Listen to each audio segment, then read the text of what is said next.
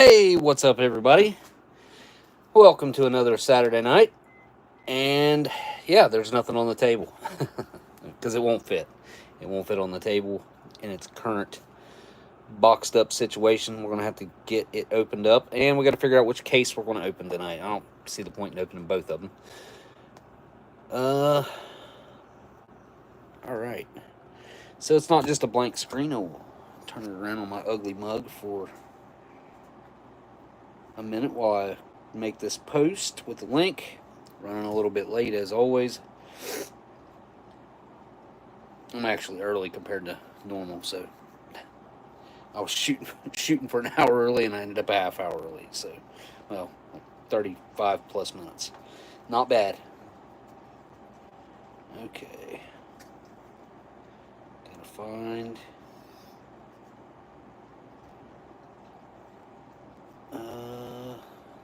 the current link. Nope, don't you nope. No, you can't walk on that. It's that big. She's trying to walk on these foam boards that I use as my backgrounds. I've got two of them sticking up right here. She's trying to walk on top of one. Hey, what's up, Woodson Z? Woodson, right? Woodson. Oh, my tripod is loose. Like, real bad.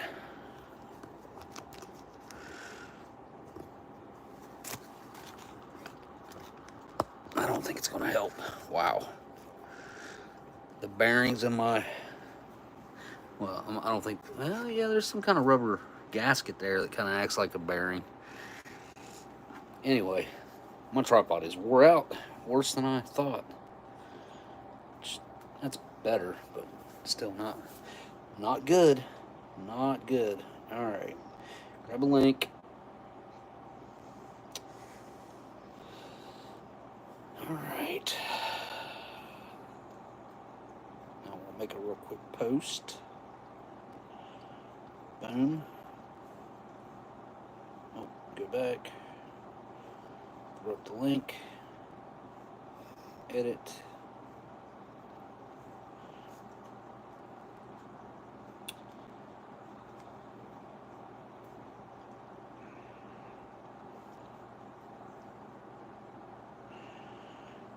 Opening.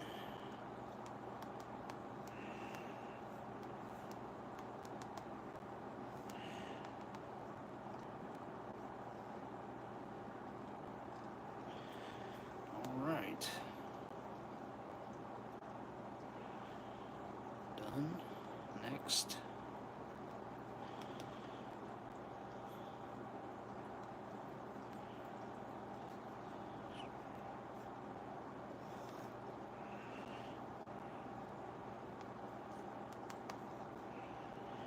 All right, done.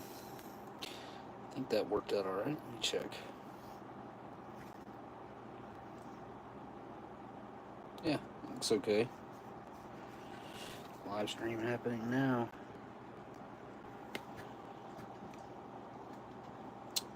And I am done. All right. So, let's start this off by talking about the MRE cases, since I'm going to give everybody a little bit of time to get in here, figure out which case we're going to be opening. What's up, Jay Watterson, 69? Evening. Good evening. I need to trim a little bit of that beard off, don't I? About not that much. I cut it a couple weeks ago. Cut like that thin stuff at the bottom off.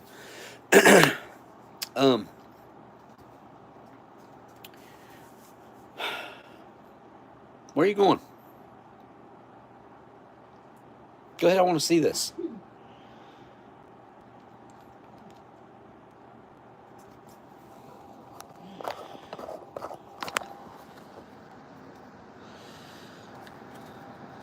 All right. Well, she just used it as a stepping stone. I thought she was going to try to walk on it. All right. Let's talk about these cases real quick for a minute, because for the past 4-ish years, the price of MRE cases has went up exponentially. Now, you might, over the past 4 years, you might have found cases that were $50, $60 plus shipping. Shipping typically 30, 40. Some people charge 50, 60. It just depends. And that has you can't do a flat rate on a case of MREs. That their cost is going to depend on how far away you two are, like where you're located, where they're located. If you're in the same region, I do believe America's broke down into 4, just like the time zones when it comes to the postal coverage and price differences. So they charge everybody the same flat rate. Usually, it can be calculated by eBay. But you gotta quit. I don't. What do you want? I don't. You just want me to pet you? I can do that. I can do that. How you doing? How you doing? All right. Anyways, eBay can calculate that and save the buyer money, but the seller, if they just put a flat rate on it at the most expensive that it could possibly be for them, for their region, to say it's typically California is the furthest away, or if you're on the West Coast, then like Maine, New York will be the furthest away. They'll set it at whatever that price is, and then anything less than that, they just, that's extra that they're making. So don't put your claws in me. That I don't want. Anyway, over the past solid 4 years, really, ever since certainly 2021, cases have been, I've checked in on them periodically. They've just been too expensive. I found a case, like, if you keep on it, you'll find a case pop up here and there. But what I found the other day, a week or two ago, I can't remember how long ago it was, probably a week and a half ago, when I started looking, I started seeing cases affordably priced. Quite fair. I think the cheapest I found was 2 cases shipped for $110, I believe. I don't know. Let me check real quick, because we're talking like virtually half price from what they've been. Quit putting your claws in me. I'm gonna make you go outside. You got to quit. You got to quit.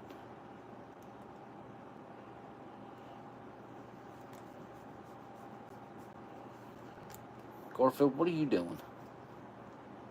Don't. Garfield. Yeah, what are you doing? You're distracting me, both of you. Alright, let me get these pulled up. Actually, I think I might have something pulled up on eBay that I can't back out of.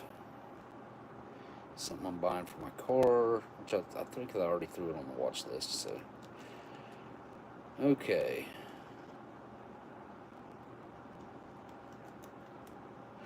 What the?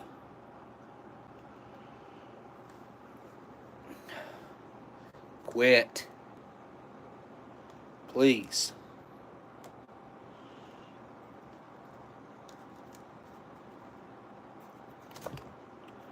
Let me just search it up real quick.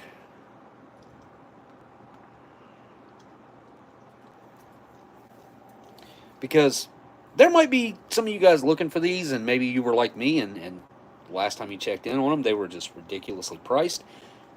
Not only that, what's something that I find odd, I do see some conflict going on throughout the world. I don't know why there would be all these fresh rations hitting the market. Because that's the only time that MRE prices go down to a reasonable rate, is when there is a surplus. And I don't see why we should have such a surplus floating around out there right now, unless the last administration just overspent on ration production or stockpile. I don't know. They weren't really well, maybe they were trying to stockpile for something. I don't know. But there are 2024s, 2023s. They are charging double from what I've seen, double for 2024s. There are 2024s in abundance. You can buy pallets of them right now. But you're going to pay for them. You're going to pay a lot for them. So, let me see here real quick. Right here, yep. Pretty sure. Let me just. Yep.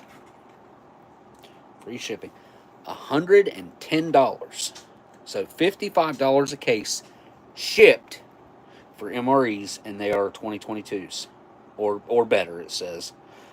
They'll have at least a 2025 inspection date or higher, is what it claims. So there will be 2022s or fresher. I mean, that's less than $5 a meal. You can't beat that. $60 is $5 a meal. So they're $5 cheaper than that. Like they're what? $5.75. I don't know. I ain't done the exact math on it, but affordable, right? Especially when you compare food prices right now. In no way, shape, or form would I ever suggest, unless you are young, extremely healthy, and extremely active, would I ever suggest you eat MREs like on a, I hate to even say daily basis. These things are really hard on you for multiple different reasons. They're extremely high in sodium, which they claim is to replace salt that you're sweating out. To a certain extent, yeah, I see that, but man, like, it's so much salt that it's overload. Even for them. It is highly, highly processed, of course.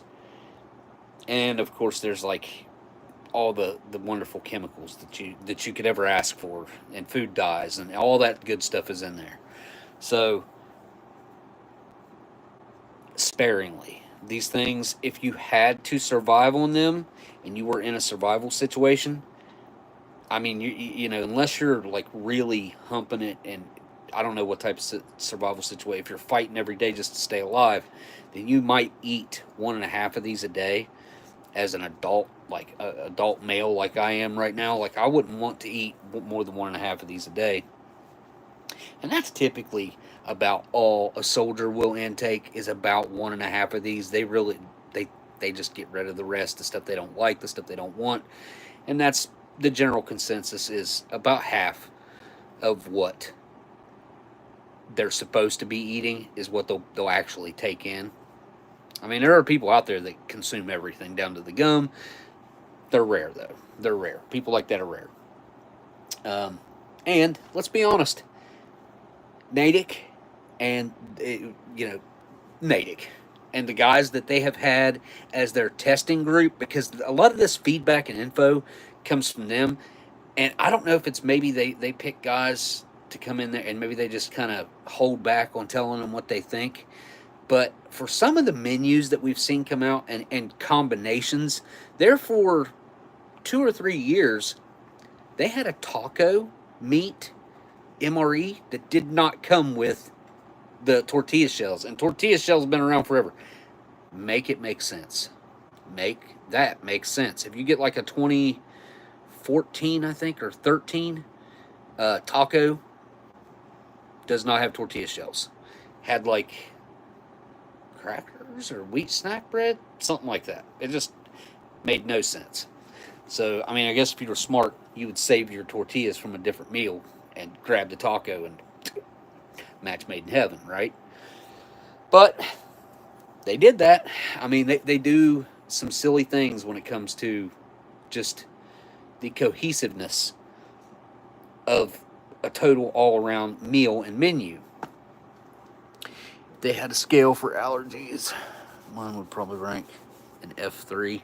So kind of in the middle. What do they go up to? F5, right? If we're talking about tornadoes. Yep, that was done before I did that. All right, we're going to have to move Brownie, but that's fine. I have developed allergies, and they're, I think, quite related to pollen in general, because it's typically like I'm stuffed up and it's directly related to the weather. Like if it comes through and rains and knocks all the pollen out of the air, magically feel better. All right, let's do this. There's Stella's Bab, big arse bear, A-R-S-E. That's a big old bear. Christmas time. All right, I need you to get down. I gotta get in this box. Ugh. Get down. I don't want to hurt you. Brownie. She is determined to get on that. That's the bottom. It's supposed to be flipped over the other way. It's all right because I didn't mark out my address. Brownie, move. We don't even know what case we're supposed to be getting out of here. Brownie, move. Garfield, thanks for trying to help me, buddy.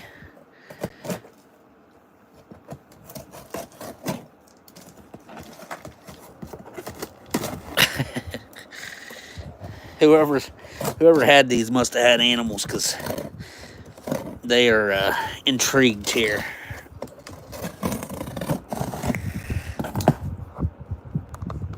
All right.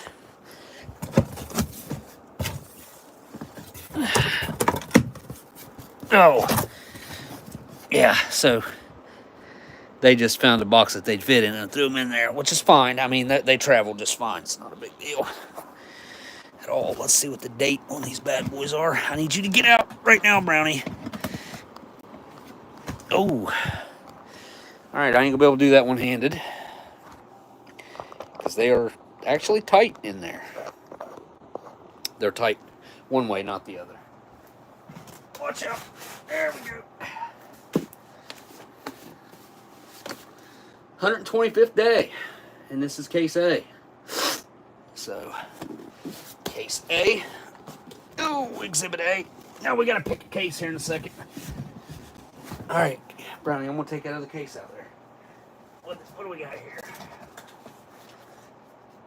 Yep, here's gonna be. Oh, look at that. Got a nice little print up specializing in MREs and military gear. G&P MRE Foods. President is Mark. CEO is Paul. Or maybe it's Mark Paul. I don't know. I do not know.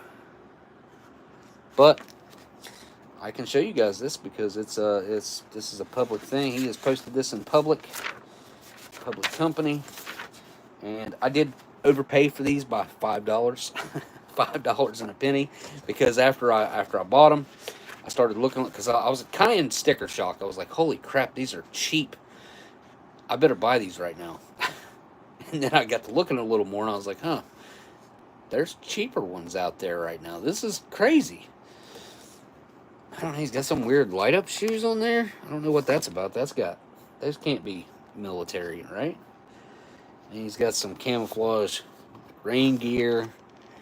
He's got an old desert camo jacket, some pants, respirators.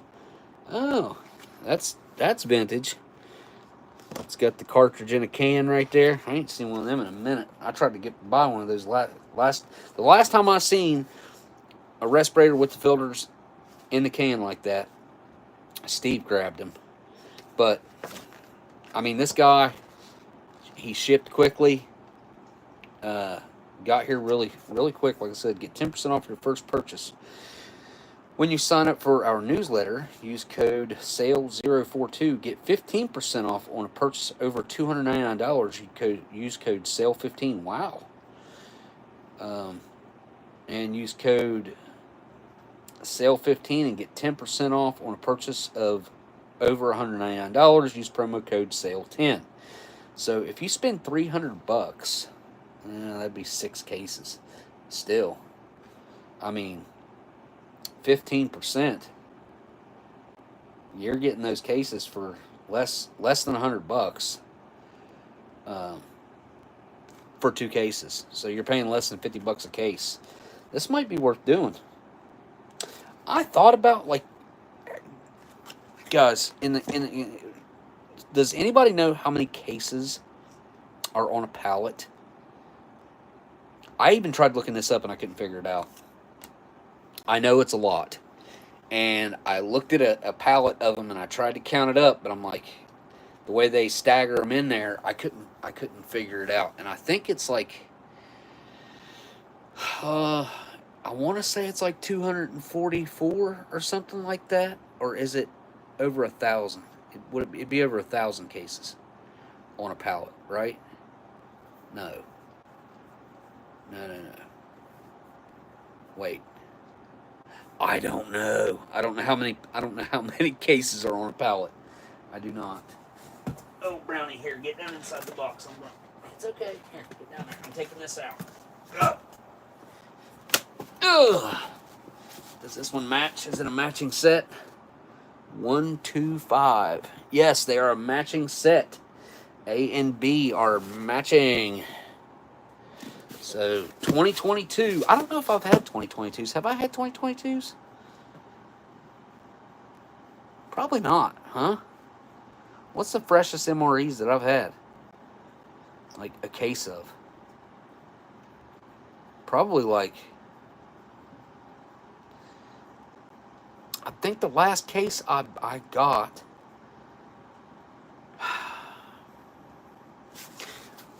I want to say I might have bought it off of Bob. Like 3 years ago. So they would have had to have been like 2020s. Maybe 2021s. I might have had like some super fresh ones from 21. Or he might have had some that I paid extra for because they were fresh. Seems like I did do something like that when I went to see Bob last time.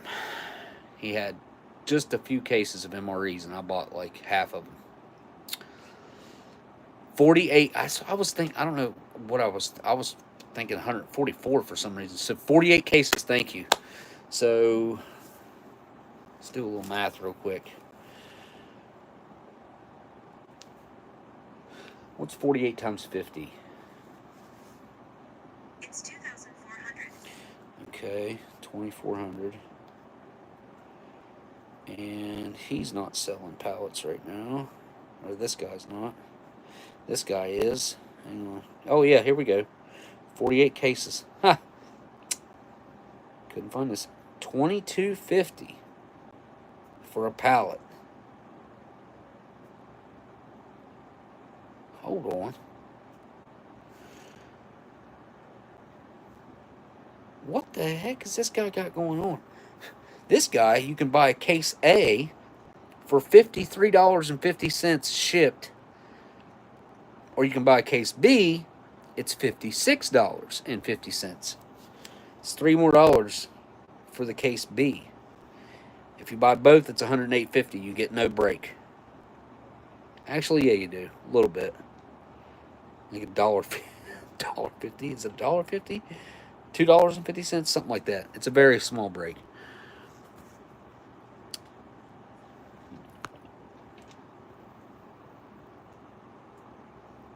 I'm sorry to hear about the ongoing power issues. Oh, somebody's not having power? That sucks. That is, I don't know why we have, well, I do actually. That's a stupid thing to say. Stupid of me to think that way. We have gotten so accustomed to even just the small things that we typically don't notice.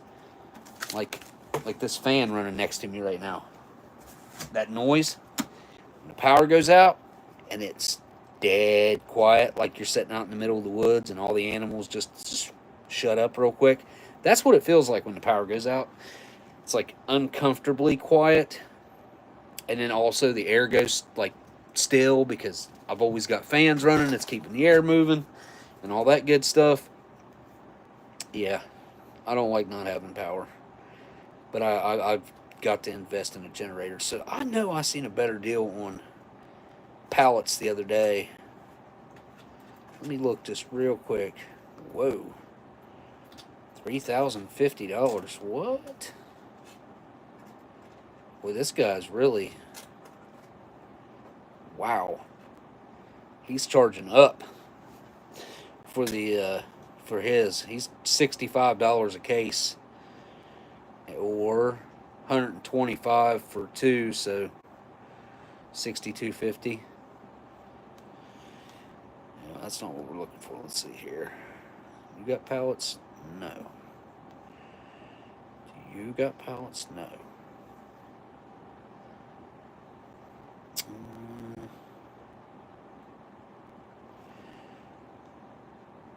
I would like to find some like late 2024s. Even better, I'd like to find some 2025s. If I found 2 cases of 2025s A and B, I would buy them so fast that it would be ridiculous. It is so hard to typically find MREs that are made in the same year that it is, unless you're in, and then usually then you don't even see them. Like it's kind of stupid and weird because they don't even typically hand out the brand new ones to the guys that are in need of them. Like they'll hand them out the 2 or 3 year old stuff. Sometimes older. It doesn't make sense to me. Anyway, so 48 times 50. The answer is Yeah. Okay. So that's yeah. You save $5 a case by buying an entire pallet, which I get it. Shipping an entire pallet has to be expensive, but if you break down the shipping on what it would cost, shipping them 2 at a time, you're spending probably $35 to ship 2 cases the way he did, maybe even $40. Let me see if there's a price. Well, brownies in the box. Anyways, 40 times 24.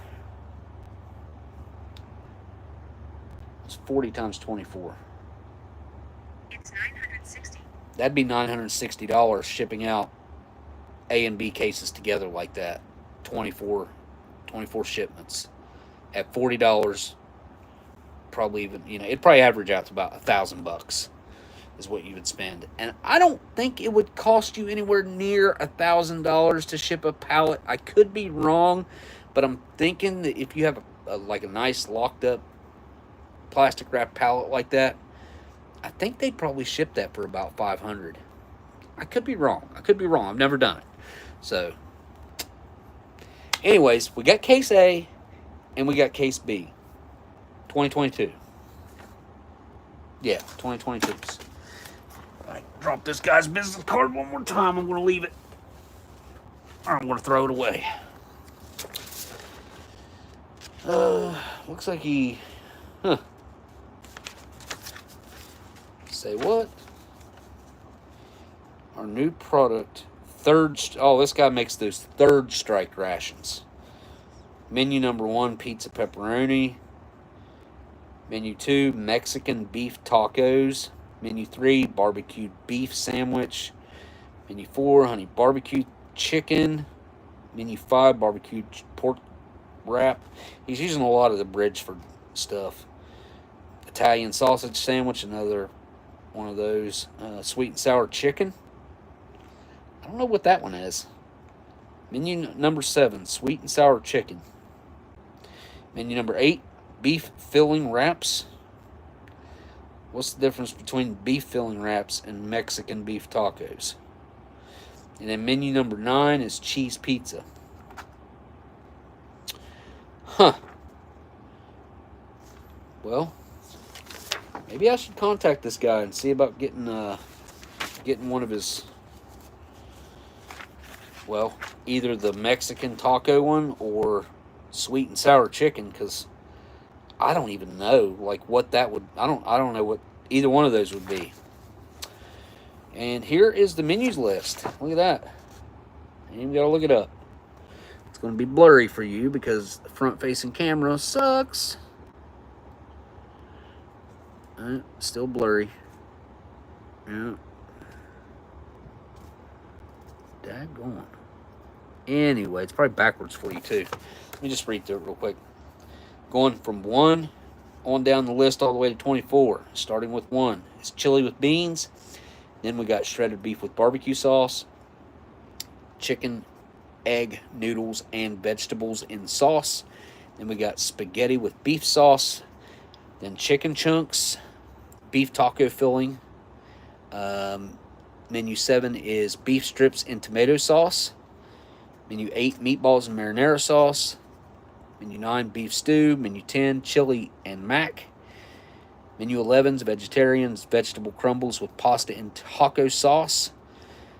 Menu 12, elbow macaroni. Menu 13, cheese tortellini.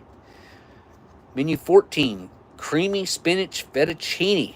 I've still got one of those I really need to send you, Kaylin.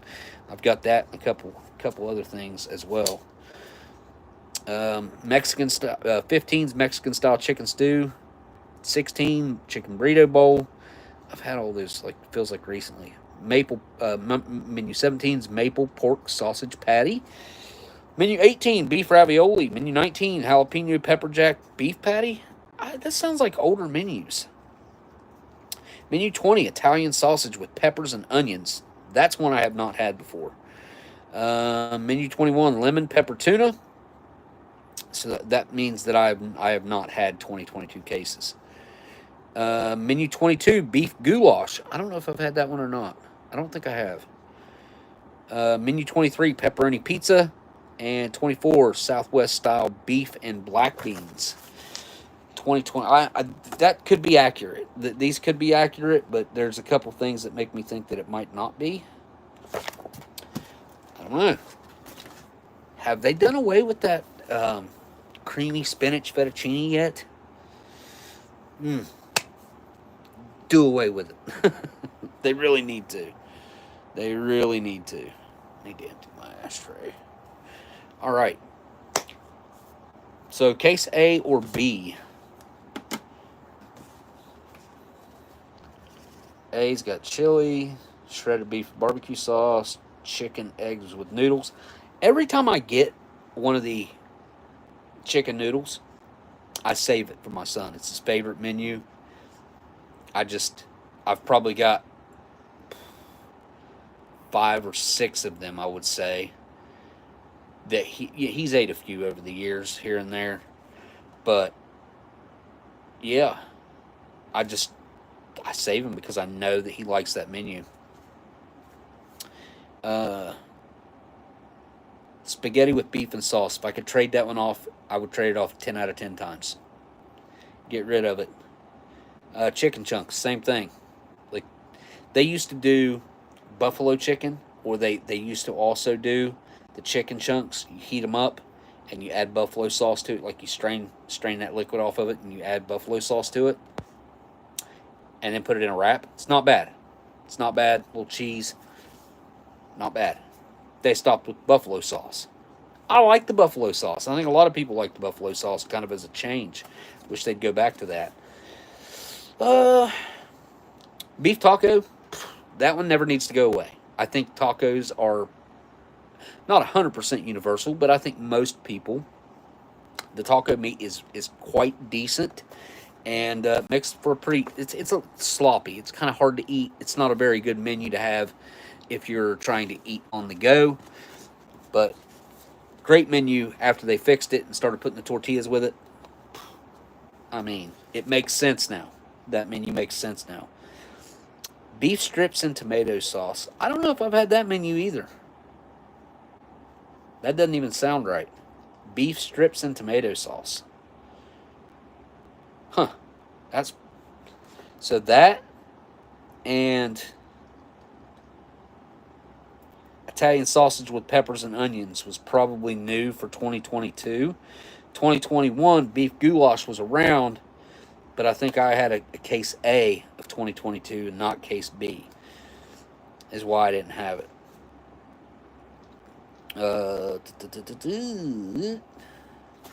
Anyway, case A or B? That guy was charging more for case B. I think that guy was charging more for case B because case B has like the best menu that they've maybe ever put together. I don't know. Probably not ever. But it's got a pretty banging menu, let's be honest. You get the maple pork sausage patty.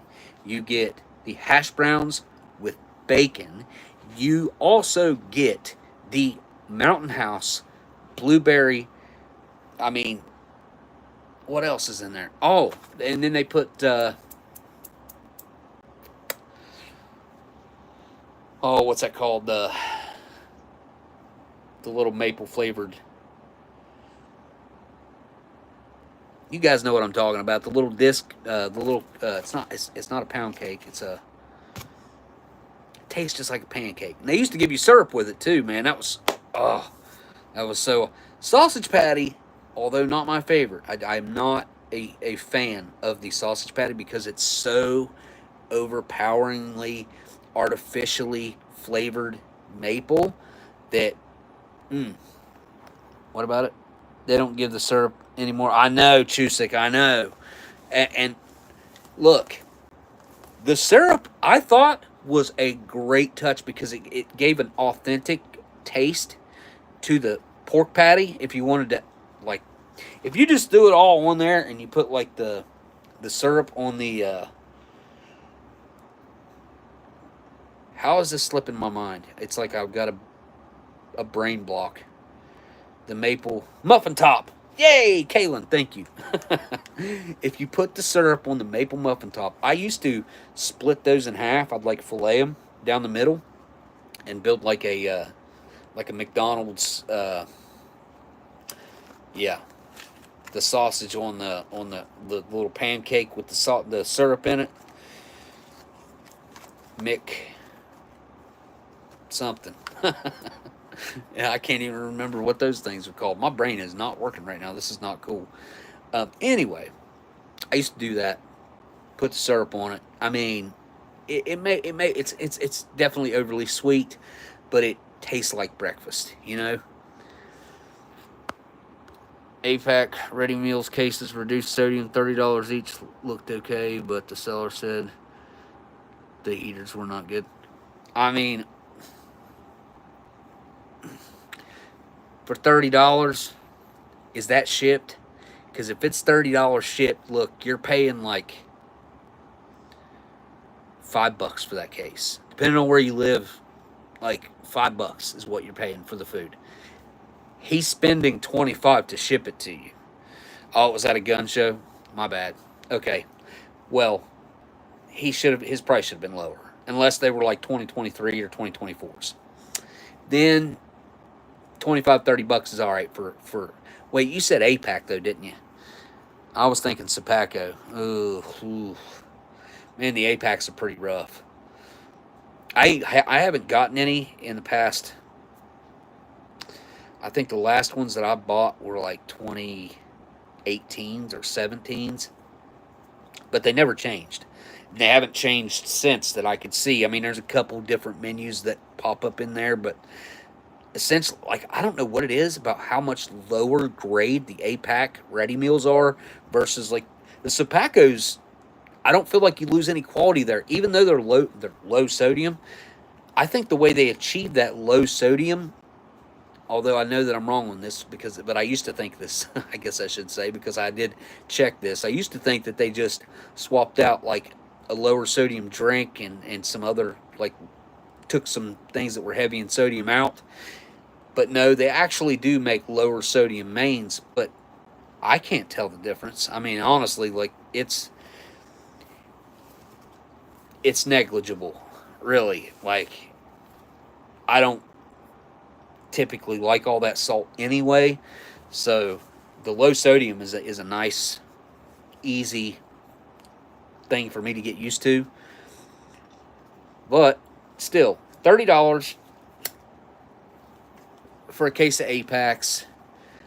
I mean, you're still not going wrong. Like, all the components in there that you're gaining out of that for $30, and it's still a lot of food, a lot of calories. If you were just going to stockpile them and only eat them when you were extremely hungry.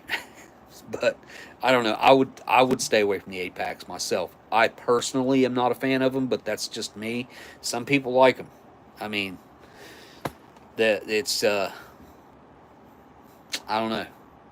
The Warnick EverSafes, I don't know if they're even still around. I don't know if Warnick makes a civilian line at all, but I do know Sapaco's still kicking with their civilian brands, and they have the low sodium and regular menus. So, I mean, Sapaco's kind of really, unless you go with one of the other civilian brands that are out there, the other civilian brands that are out there are how do I say this without being mean?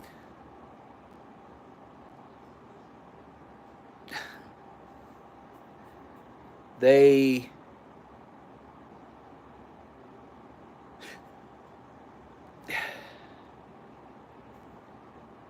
in my personal opinion, they're a bit overpriced.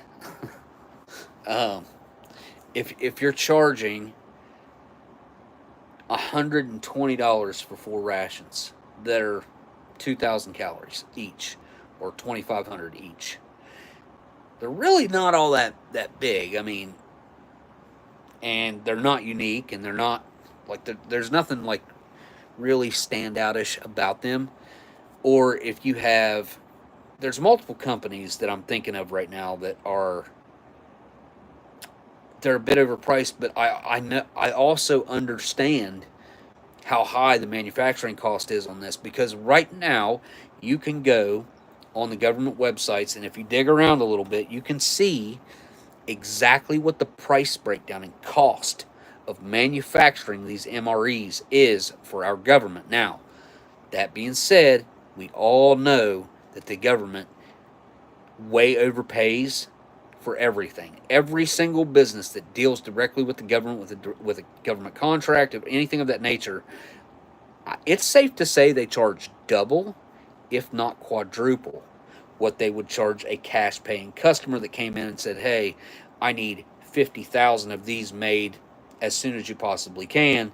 Well, the military comes in there and says, I need 20 million of these made,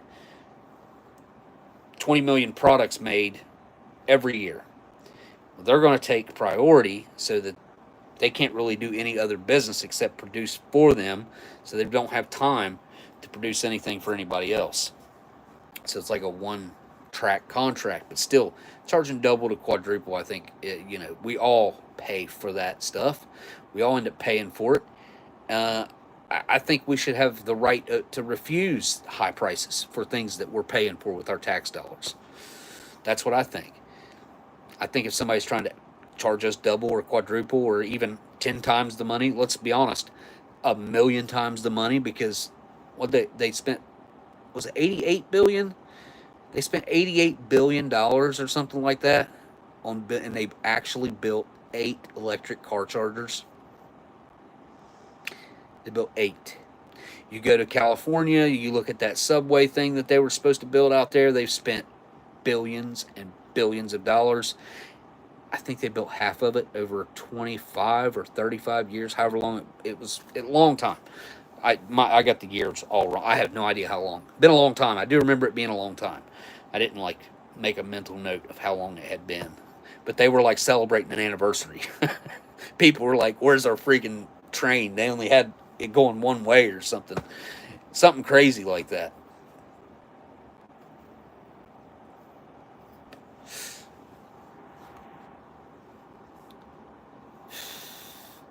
Highway robbery. Virtually.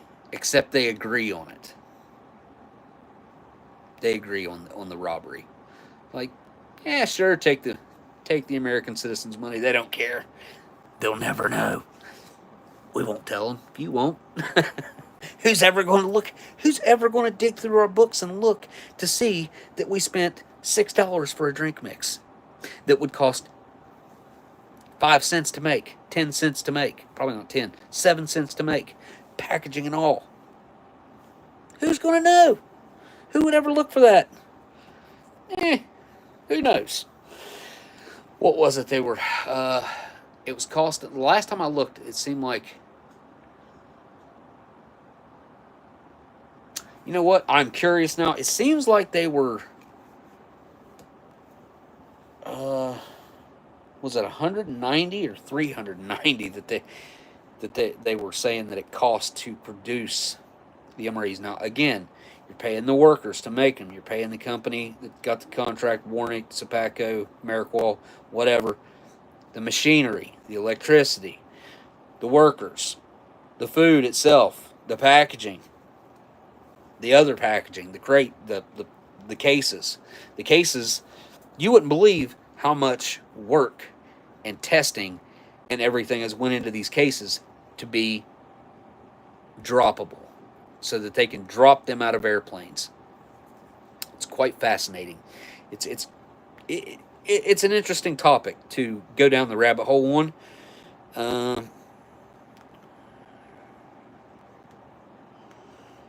Let's see if I can find the cost real quick.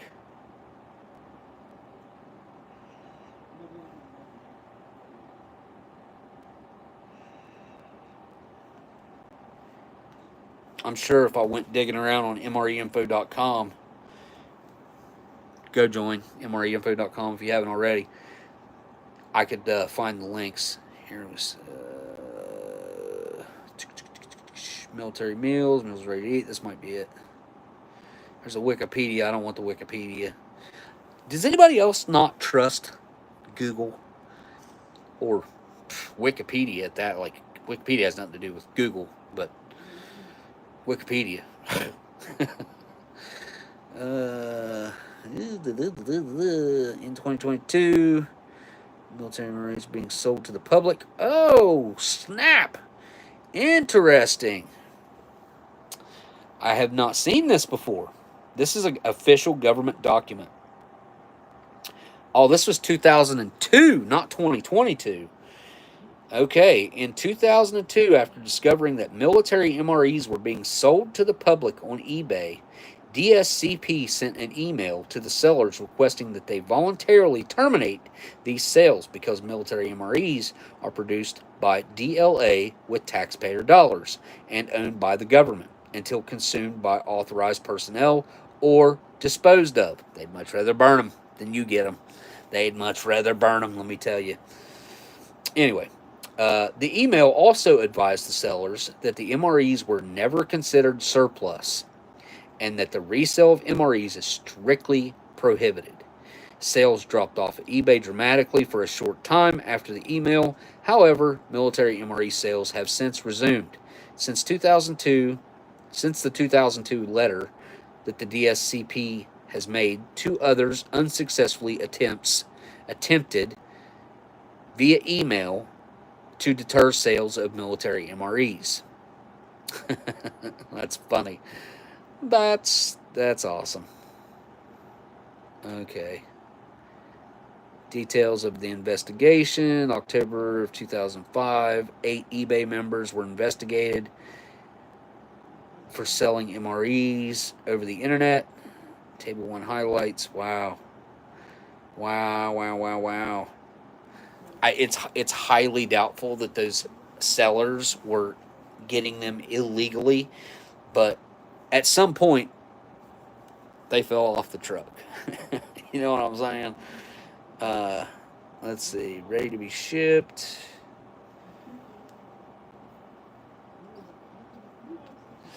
Hurricane Katrina. They were going for $40 a case.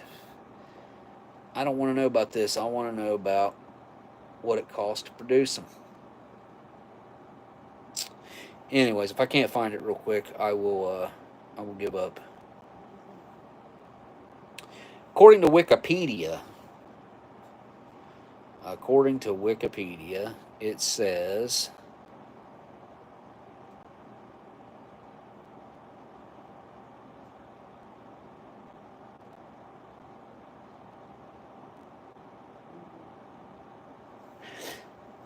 they're trying to say that it costs $7.25 a meal to produce and $86.98 for a case of 12. I don't think that's correct. It seems to me like it was double that. At least it seems to me like it was around 190, 180 something maybe. Over double that. That was wrote up on MRE Info as well in 2016, which was almost a decade ago. They were at $7.69 at the local base is what they were charging at the store. Okay. Housel had a right up there. Meal ready to eat. MRE is totally self-contained. Operational rations consist. Government accountability. No. Major surplus. MRE star. Personal. Huh. Wait. Maybe this is it.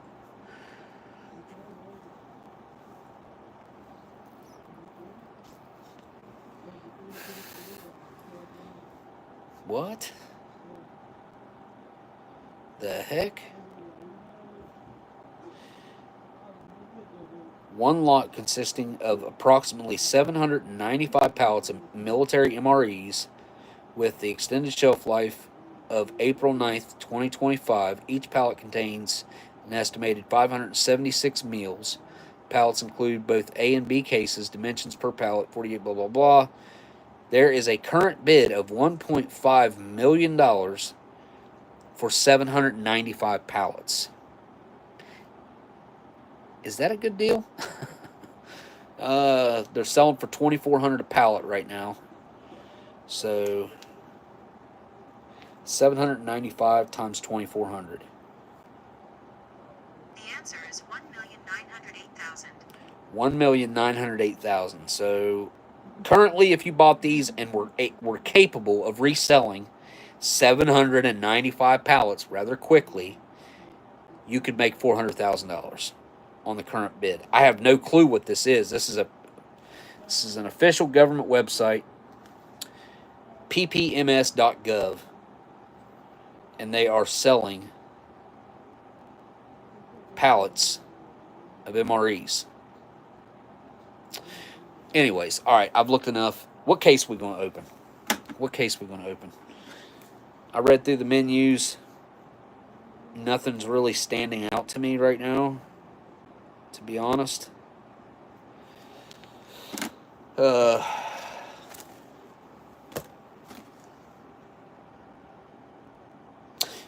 know what? I didn't see pizza in here. Pepperoni pizza.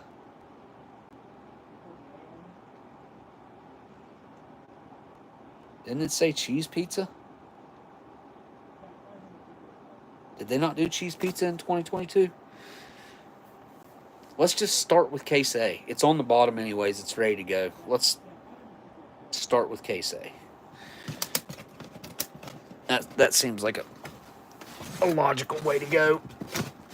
Come on, case B. What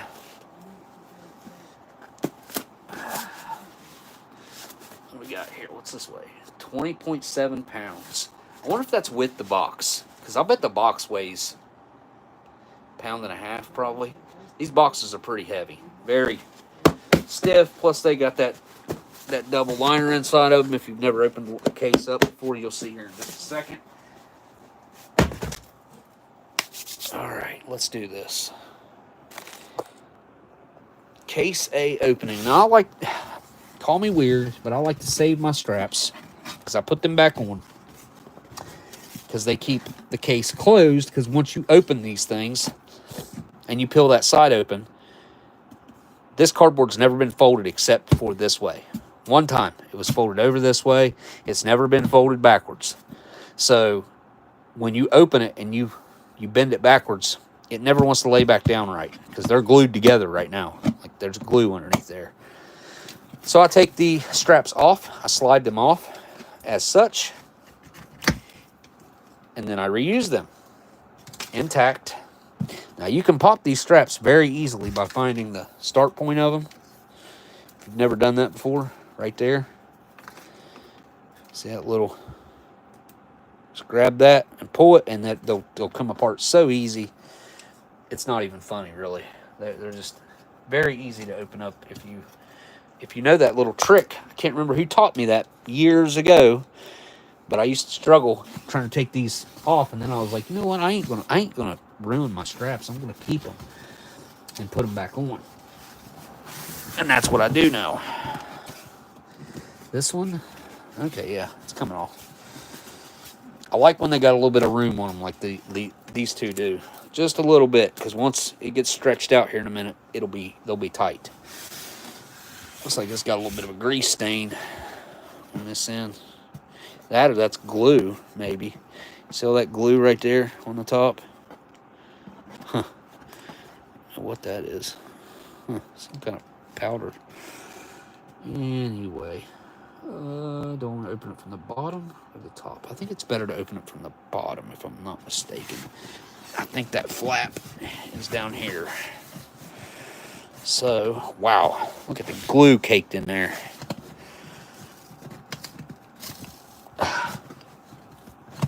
Yeah, maybe it is better to open the top. Ooh, good Lord. Whoever was on the glue gun this day really did their job. Or whatever the machine was really over-pumping it. Hey, Nation MRE Funds, thanks for the super chat. Appreciate it. All right, I'm opening the top. I don't care. Hey, look at that. Look at that glue. Still a little, no, it's hard. Not hard as a rock, but it's not very malleable.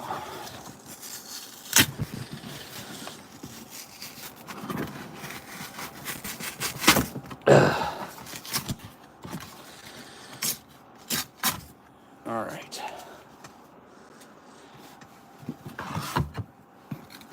Oh, look, flap was on the top this time. See that? That's what I was talking about. You never know where it's going to be at, I guess. Usually for me, it's on the side or on the bottom. But cool.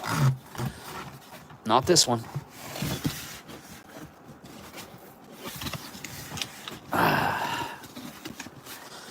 Let's go through this bad boy. Heck yeah. Heck yeah. Very fresh. Smell them.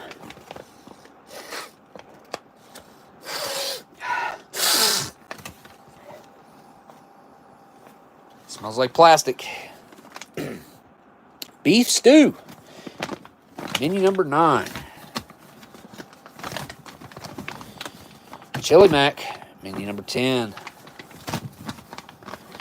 They fit in there so nicely.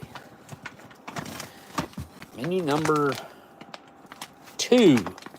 Beef shredded in barbecue sauce.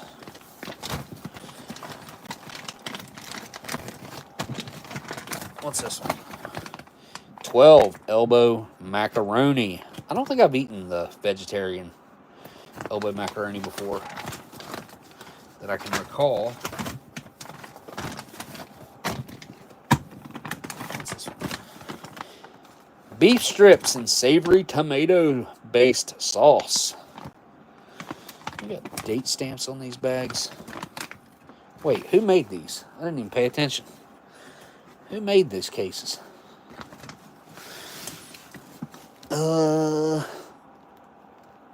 Warnix. Okay, good. Warnix, honestly, I think is the best when it comes to the military ones.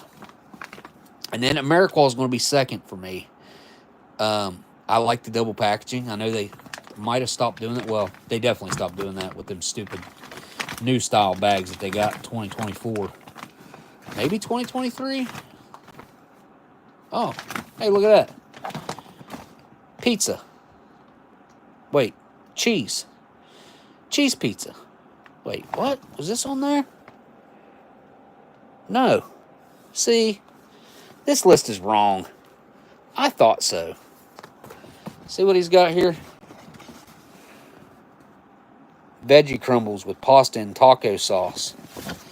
What the heck? So the menus that he has on his list are not, in fact, the menus that are in here. And did we look at this one? Yep, beef stew. That's a thick one. That is a thick one, for real. It's probably the biggest one up here. It's this one, and then it's this one down here. The elbow mac. Alright, so I'm going to try to take these out so I can put them back in the same way. Probably not going to happen, but I'm going to try. Alright. Just turn around with them the same way. Oh, brownie. Dang it.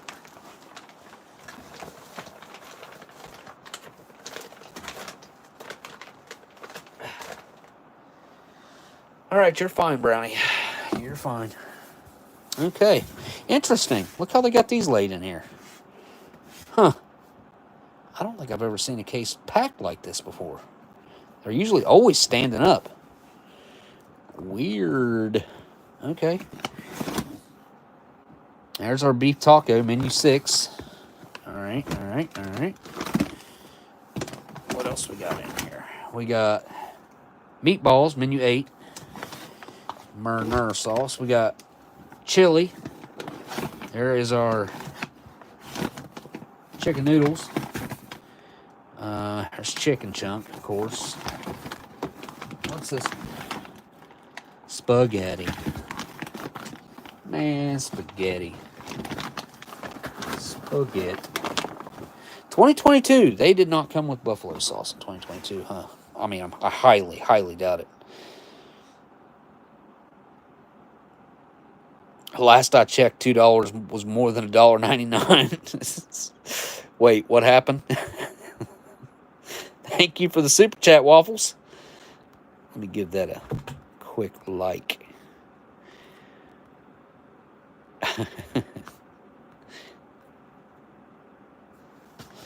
You guys got a super chat battle going on. Meatballs and marinara sauce. Yeah, that seems like that probably has good sides if I remember right. Although it all changes, especially within a couple of years, like stuff's way different.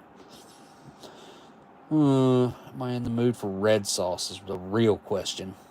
Not really.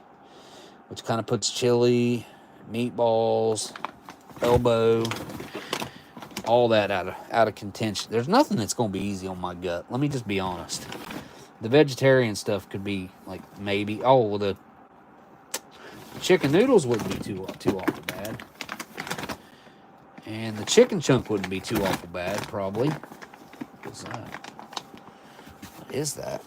I seen in the new MRE menu write-up list for 2025, they had many loaves of bread listed. Like they went back to those old mini loaves that they used to make and like Canada used to make and like Australia currently makes.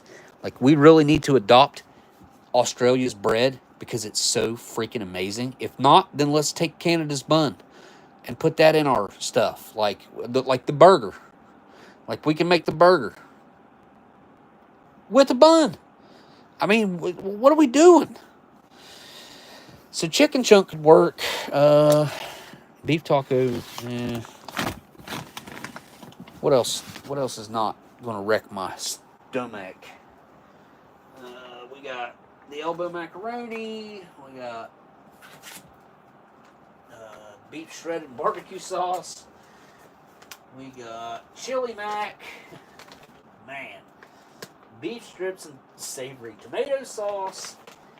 We've got pizza, cheese pizza, and beef stew. The biggest, fattest meal in there, which I do not need. You know what? I'm thinking I'm going to go with chicken chunk, I think. Just because it won't kill my stomach right now. And I can't remember the last time I had one of these. I don't know if I got any buffalo sauce in there.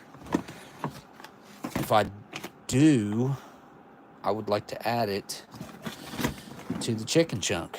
All right. Let me throw these back in there real quick. Turn around. These ones go on the left, just like this. Oh, there's a hole there. These ones here, they go like this.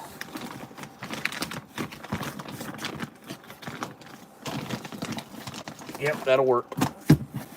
All right. Let me see if I can slide one of the... Oh, just one for now. Not the easiest process usually.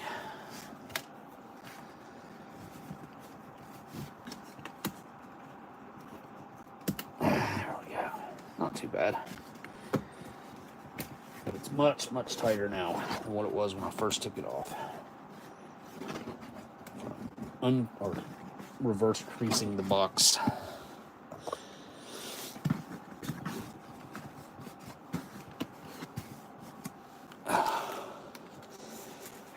May as well go ahead and throw one on the other side since we're already doing this. All right. Whoa. What the? Huh. That is no good. What happened? Weird. It's like that needs to be on the other side or something. I can't believe that. Good Lord. That just ain't doing nothing now. There's like all kinds of slack. That's weird. Anyway, doesn't matter. It's on there now. All right. Let's get it pumping. Case B, I will open next week. We'll see what menus are wrong in there, because I would say there's going to be... I don't know what year this menu list is from, but it's older. This has got to be 21 or older. No. Because it got a... Didn't it get a couple menus wrong?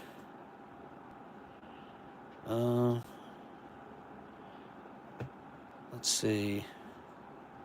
Definitely got 11 wrong. 12 was right, I think. And everything else was right except for menu 11. So probably whatever. I'd say 2022 was the first year for that vegetarian cheese pizza. Brownie, get down, honey. Here. In them boxes. Go ahead.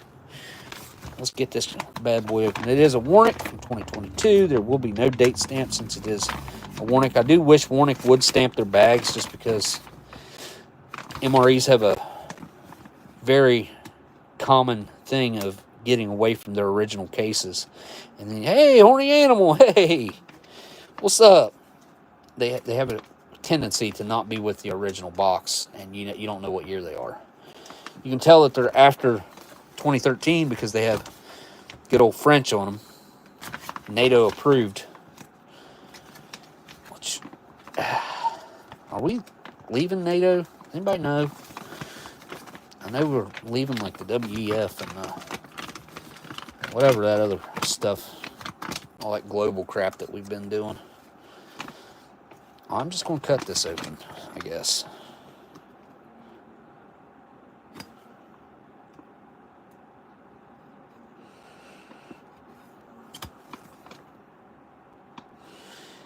Try not to cut through the front side of it. There we go. Chicken chunks. Chunks of chicken in a bag. Much like peaches in a can. Tortillas. The plain kind. Not the Chipotle kind. No, it's a little too zoomed.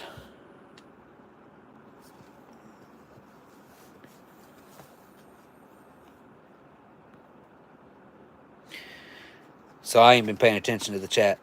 Somebody might not realize it was a live stream. Okay. Sleeve. Anything different with this sleeve? 5 R's for optimal recovery. Timing is critical. Nope. 190 calories for a chicken. What's our sodium in there? 32%? No? Yeah. 32% of your cholesterol and 32% of your sodium. Nice. Very nice. Not really. Fruit punch beverage base. You gotta love that. Absolutely no fruit juice. Now, oh, wait, no, it says, yeah, no fruit juice. 90 calories, of course. Of course. There we go.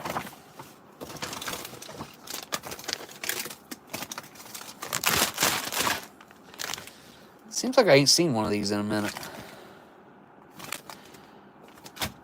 How well this brand new one works.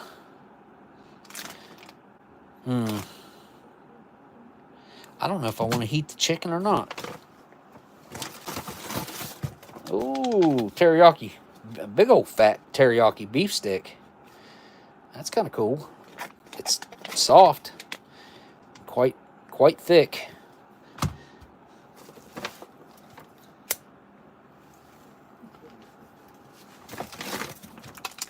Oh. Yeah. I don't know if this is my least favorite, but I think it is. I think this is the worst First Strike bar they make. Apple cinnamon.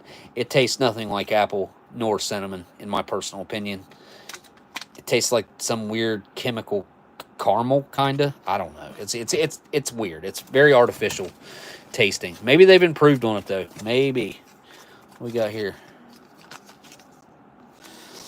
Barbecue sauce. What? Freaking barbecue? Oh man. Wait. That stuff feels really liquidy. Ingredients. Number one ingredient is water. And then high fructose corn syrup, of course. Tomato puree. Where do we get out of the parentheses at? Distilled vinegar. Anyway. Yeah. Well. That should be interesting to try. Barbecue juice. And we got regular cheese spread. It'd been nice to have jalapeno there. Very, very fresh. Absolutely hasn't stiffened up at all. There's no oil separation that it doesn't feel like. That feels perfect. 120 calories. What's calories in this? 35 in the packet of barbecue sauce. You got to eat that entire packet of barbecue sauce to get your 35 calories out of it. Oh my. What the? What? A joke. That's like, I didn't even know what that was when I reached in there. I was like, what in the world is that? That sucks. That's got the gum, matches, United States issued butt ration, a moist towelette, and salt. A tiny packet of salt. What the? That's horrible.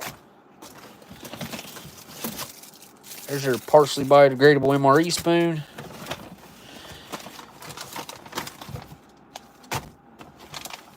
Ugh. Barbecued toasted corn kernels. Come on. I'm disappointed. And a almost vacuum packed 8-ounce package of chicken chunks that was made on the 80th day of 2022. I am totally disappointed. I didn't realize how far it had fallen. Waffles, I didn't used to mind this menu back whenever it was that it had the buffalo sauce in it. I mean, the corn kernels, oh man, wow. I'm sure you guys can hear the disappointment in my voice. Ugh. I mean, this would have been without the barbecue sauce. The easiest on my stomach tonight because I already had a little bit of heartburn going on. Do I even want hot chicken? I don't know. Let's try out this ration heater. I so rarely do this. It'd be a good thing.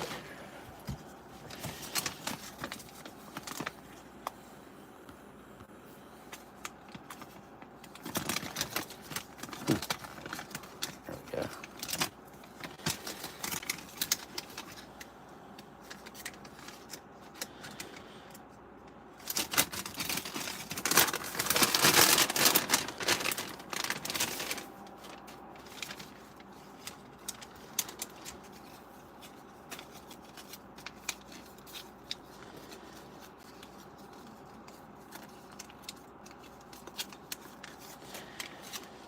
Fold that up like so.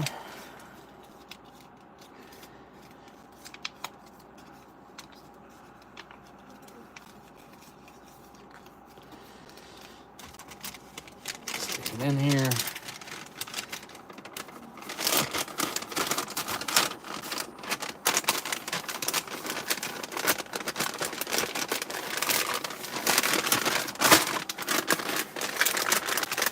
No coffee. Ugh. All right. Let's give it some water. Salt water at that.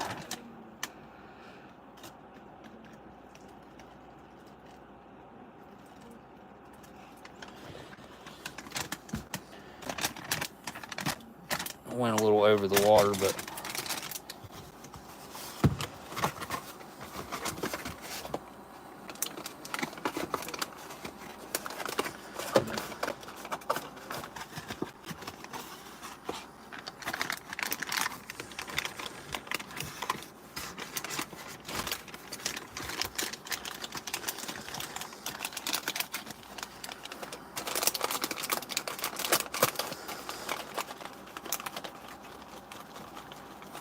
this thing is scalding hot already. You hear it?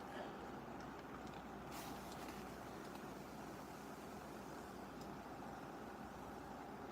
don't know where the microphone's at. I think it's down here.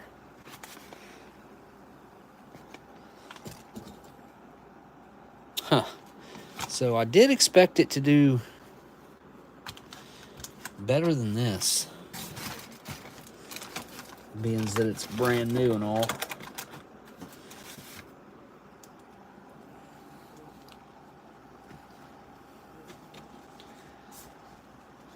I think laying flat like that for a minute is okay.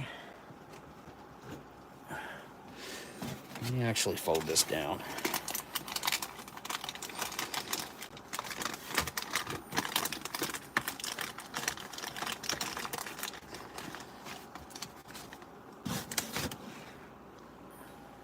That's how it's supposed to be sitting. Oh, man.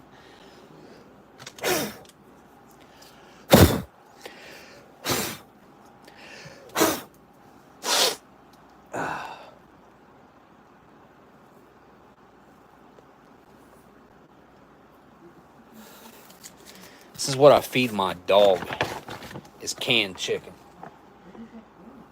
Canned chicken, rice, tuna, just some other odds and ends, vegetables and stuff, sweet potatoes that we cook.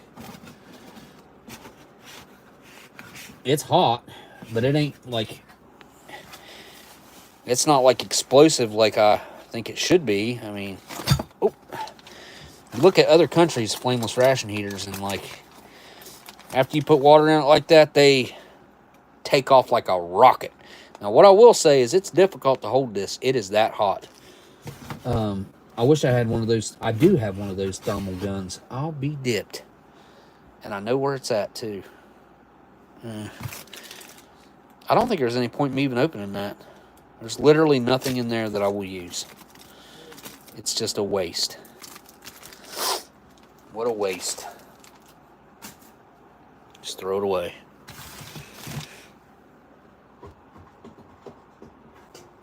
Heck, there's not even a good dessert in here, is there? No. I totally expected there to be some kind of dessert or something in this menu. That's what you get for not checking menus.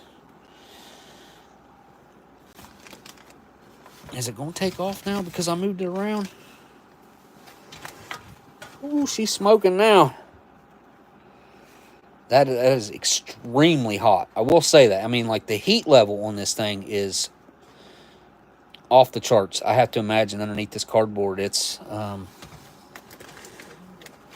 right around boiling, if not boiling hot. And I think laying down on its side like that is doing it better than having it propped up.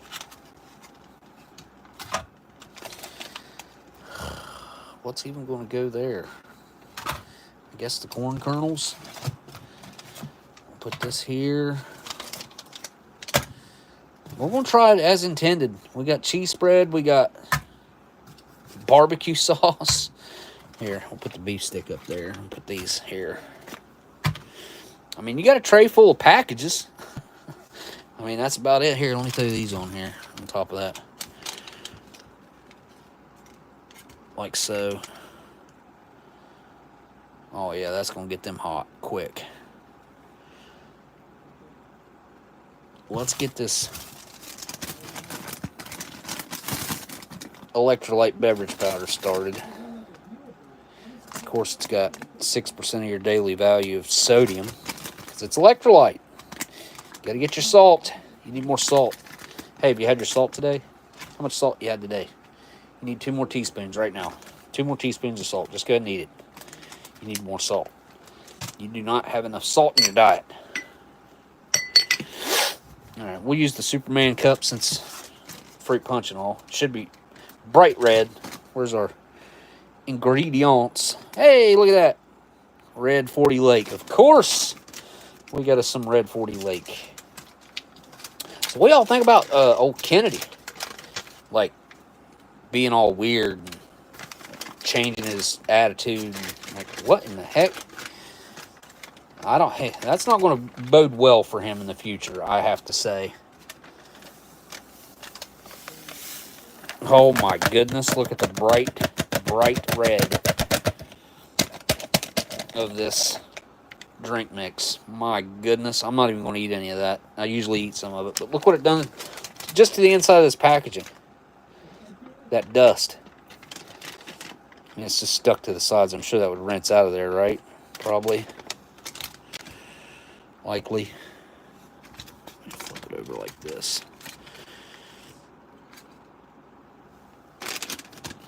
These bags are okay, but I don't know, man. Other countries do better. For the amount of money we're spending on those packages right there, I'm sure we could get something better.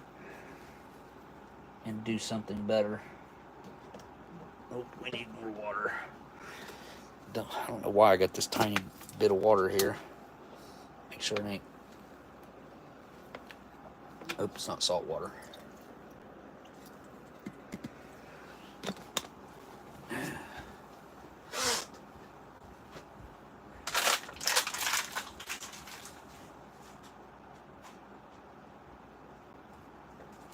All right.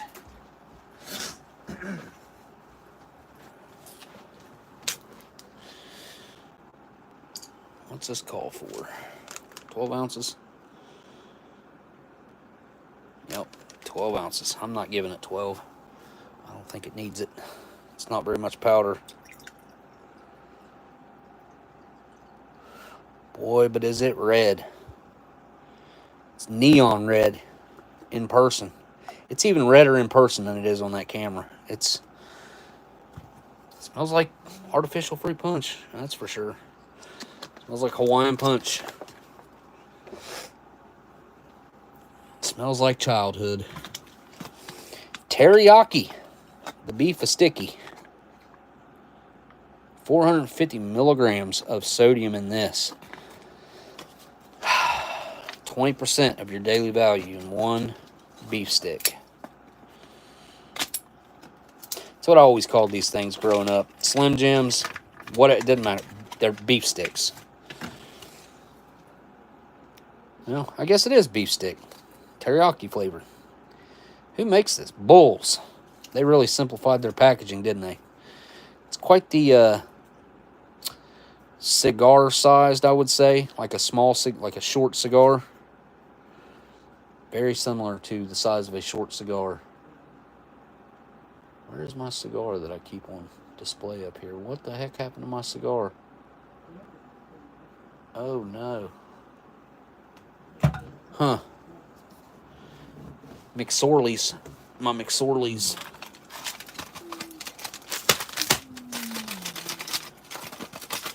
Cigar. 87th day. These are early date codes for wasn't that? Well, it was like 125, wasn't it? What's that say, Brownie? Yep. 125th day is when they were boxed, so roughly a couple months after this was manufactured and the chicken. 88th day on those. Here they are. I just going to dump some out there. I ain't going to dump them all. Ain't no point in it because I ain't eating all that. You know, these are jam-packed with sodium as well. 750 milligrams. I think that's the same as what the chicken was, wasn't it? Where's my sleeve?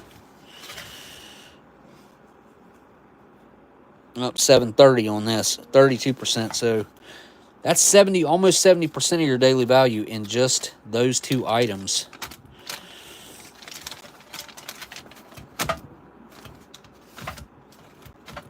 Yeah, it's leaking. I don't care. So we got 33%, 19%, so 52%. 52 plus 32, 84. 84 plus, this ain't going to tell me, is it? Yeah, it is. Sodium. 430 milligrams, 20% of your daily value. Okay, that's it. You're at 100. 99, actually. 99. Just this one meal, you're at 100% of your sodium intake. What about this? 30 milligrams, not hardly anything. Wow. First item I've seen with virtually nothing. Oh, yeah. There's probably quite a bit in this, too. Yep. 9% of your daily value, 210 milligrams of smodium. And that's not including the beverage powder. It's got 6% of your daily value. So roughly about 120% of your daily value, which is not actually what your daily value is supposed to be. It's supposed to be a lot less than that. The numbers, the way they base their numbers is kind of wild. So, yeah, I pay more attention to salt now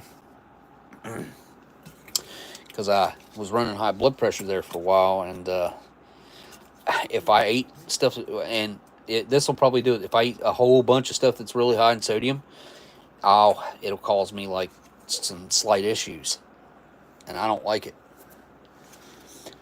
I'm trying to get in better shape and correct that issue.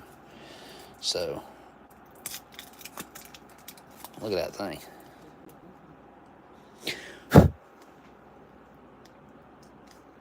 It doesn't look very much like food, does it?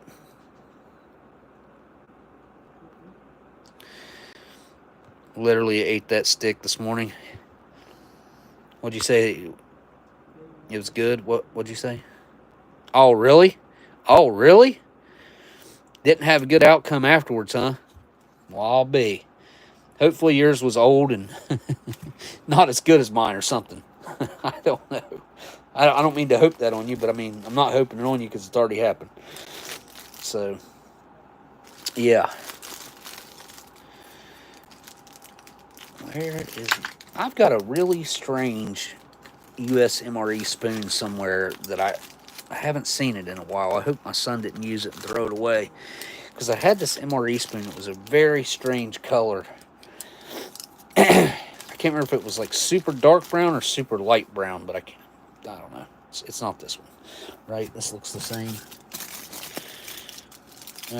Actually, no. Those are quite different. Those are closer. Stick this one in the cup with a bunch of other unopened ones, and we will use this one that I have opened before and used.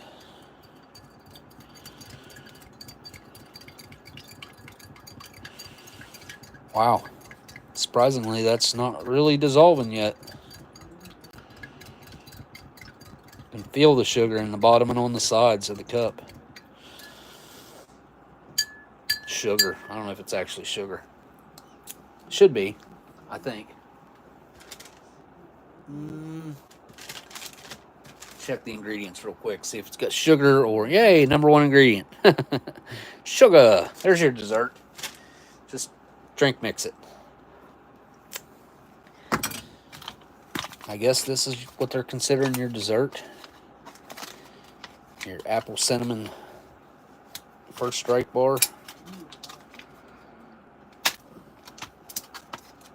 Definitely not, though. Like, this is not dessert worthy. Oops. Unless it's different. Unless they fixed it. Then I will change my tune. Alright, I'd say this is probably good. I mean, it's still really hot. Like, it could definitely... Well, I don't know if it could... I don't know if it would make the food any hotter if the food's already as hot as what this is, and it couldn't get any hotter. I don't know. Probably... yeah, it's probably as hot as it could get, I would say.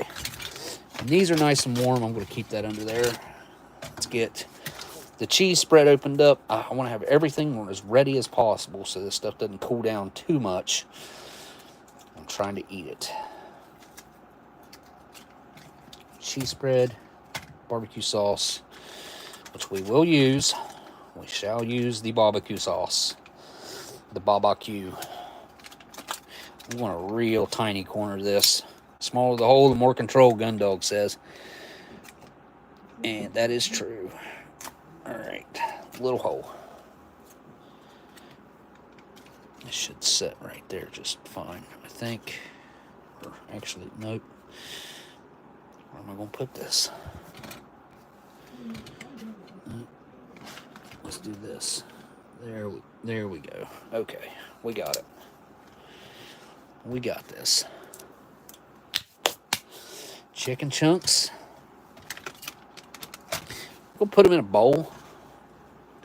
I hadn't really thought about it. I was just going to retort pouch it, but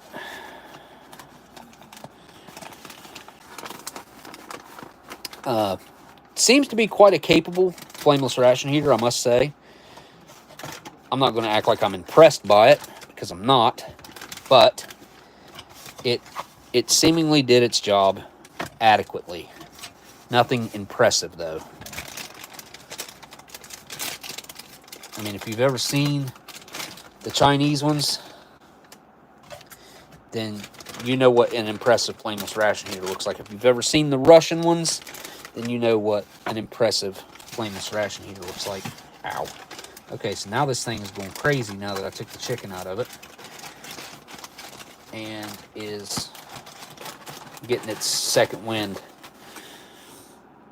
Yeah, that right there, that could keep you warm on a cold evening for probably about 15 more minutes, at least 10 more minutes. They're nice body warmers, hand warmers, stuff whenever you're in a situation where you need that. And this is definitely hot. It's so hot that I can't just keep my hand on it. It's hotter or just as hot as if I would have put it in boiling water. Believe it or not, and I'm not just saying that. It really is that hot. Don't squirt all over my wall, please. You always do. Alright, let's take a look. Well, there it is. Looks exactly like what I feed my dog. Smells exactly like what I feed my dog, too. Like, exactly. I smell this every single night. Maybe that's why it's like such a turn off for me. Chicken.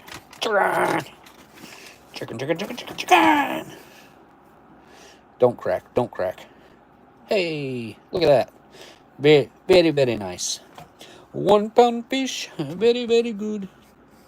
2 pound fish, very, very good. 1 pound, 2 pound, 3 pound fish. You guys ever seen that video? Probably think I'm crazy just singing that. But that guy and his fish song is very memorable. It sticks in my head like crazy. Stella's doing really good compared to what she was. She's had a couple issues since then, but she had like a 2-week stretch where she struggled, but she came out of them both pretty quickly. So, as far as I'm concerned, she's doing quite well in comparison to where she was. Like, there for a while, we thought we could lose her. But also, the weather changing helps. It getting warmer outside. Well, it's like, it is warmer outside. It's not ice cold outside. She's getting that time out in the sun. We all need to go out and touch earth more, ground ourselves. I want to get one of those things to ground your bed, so when you lay in bed, you're actually grounding yourself. I think it's very important to get in touch with the earth.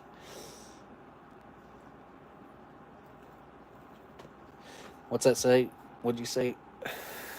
Whoa. No, I'll give you some after I finish.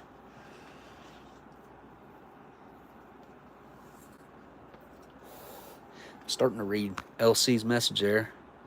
I had a chicken wrap earlier. Turned out good. Hey, I love a good chicken wrap. Love a good chicken wrap. Heck, even Walmart makes decent chicken wraps. Like, I get the Caesar ones. They're pretty good. The barbecue ones, the barbecue chicken ones with like the breaded chicken in them are all right. The Subway ones are okay. The McDonald's ones used to be. Remember the ranch chicken wraps? The chicken wraps with ranch in them, and lettuce and cheese at McDonald's. Those things used to be decent, and they took them off the menu, if I'm not mistaken. All right, let's get some chicken. I'm not eating this chicken on its own. I'm not interested in doing that. Sorry. Just the fact that I'm gonna eat this gelatinous mess of chunks of what at once was a chicken. I'll tell you what, Bill Gates' stupid lab chicken, not chicken stuff better not start showing up in our troops' food. I mean, it could be this and we'd never know it. Except I don't think it was legalized yet. All right, I'm not going to drench this in that barbecue sauce because I can already tell just by looking at it that little bit right there is going to go a long way. All right, barbecue sauce first. If I wrap it, it's just going to fall apart. I know it. All right, here we go. A little barbecue, a little chicken, a little bite. Down the hatch.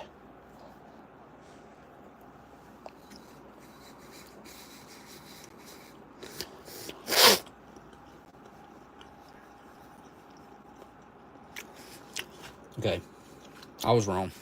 I can't taste the barbecue. We'll have to do that again. Chicken, though, it's nice and hot. Texture's not bad. The tortilla's a bit sweet, but it tastes exactly like you think a tortilla should. All right, try this again with the barbecue sauce.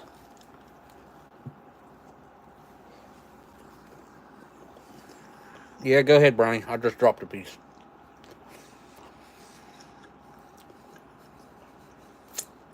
Okay. So that is some weak barbecue sauce. I can taste it. It's sweet. Here, let me just get a little.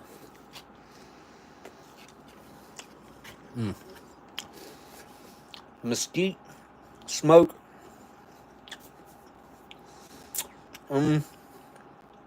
Not a fan. It's not bad. It's just definitely not what I want on my chicken wrap.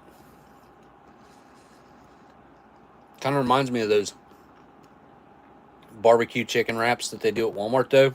That the barbecue tastes very similar. Sweet Baby Ray-ish. Little more smoky, probably.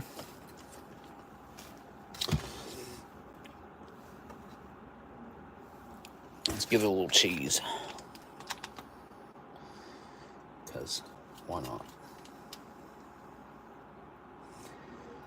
A little cheese goes a long way. I think this cheese is very sharp. That's what I was afraid of. It's splitting open on the bottom. Dang it. All right, here we go.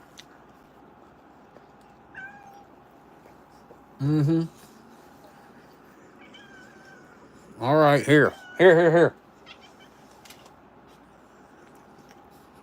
Dying for that chicken. It smells way too much like cat food.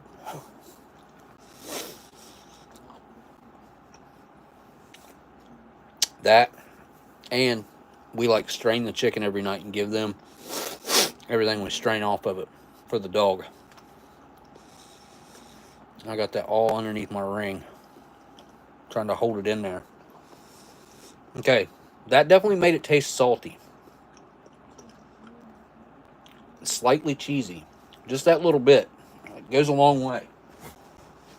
I gotta go rinse this off my hand.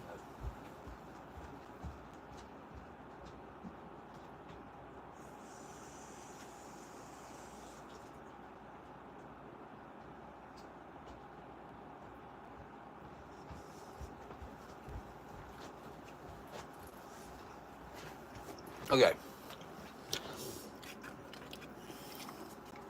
Let's do it all. Let's do the barbecue.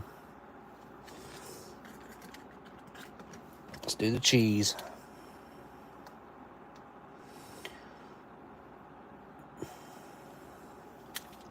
Cheese ain't supposed to be yellow like that.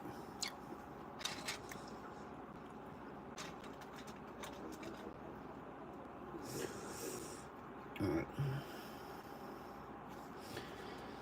Let's try it all together. Ah, dang it. Bottom split open on it. I knew that was going to happen. All right, try everything.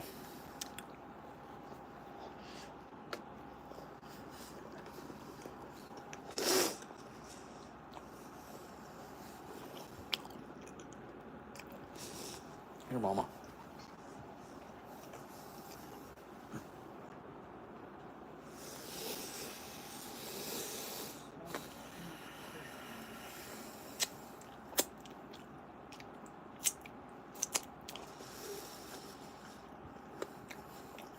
No.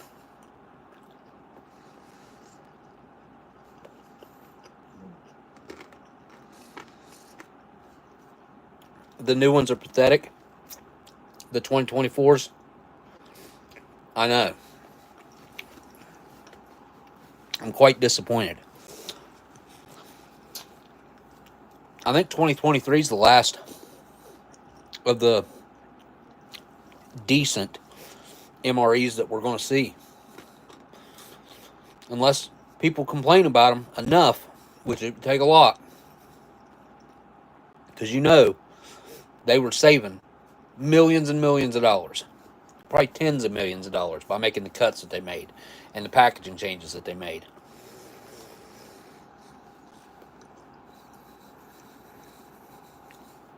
Yeah, no coffee is bull crap.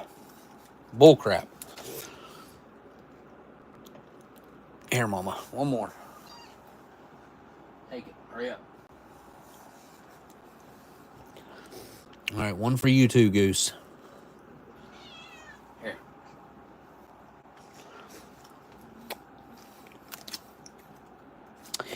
Teriyaki beef stick. This smells like a pickled sausage. It smells very pickled.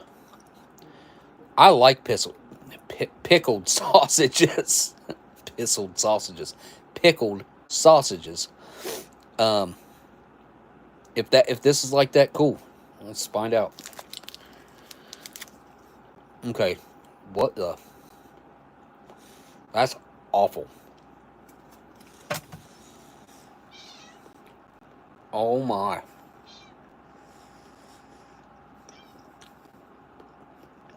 It doesn't taste anything like it smells, hardly. What a disappointment.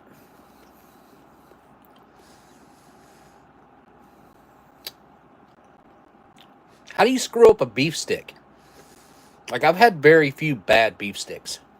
That's a bad beef stick. I took way too big a bite.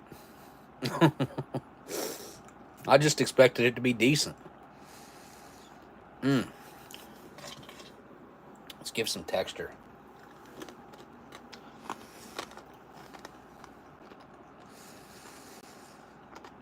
Even the barbecue on these is kind of weak. Man, I am disappointed in this. I must say. The cheese spread tastes normal so far. Chicken on its own, not bad. I'd eat it plain. There's nothing here I'd want to add to it. Definitely not those. I mean, you go from one extreme to the other. Soft chicken to hard as rock corn nuts, whatever.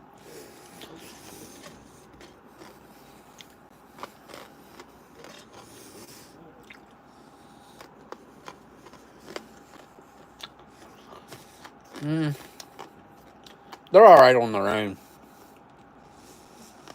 Wow, that beef stick is really bad. I'll bet my animals won't even eat it. That'd be a good test. Let's find out.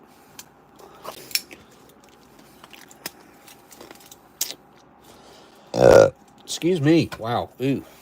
Okay, that's unusual for me as well. Sorry about that, guys.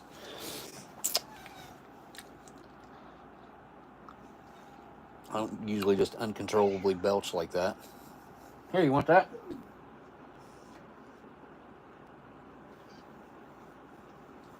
Here. Whoever wants it takes it. I'll cut all y'all a piece if you'll eat it. All right, Brownie, here. Here. Goose, you want a piece? Here.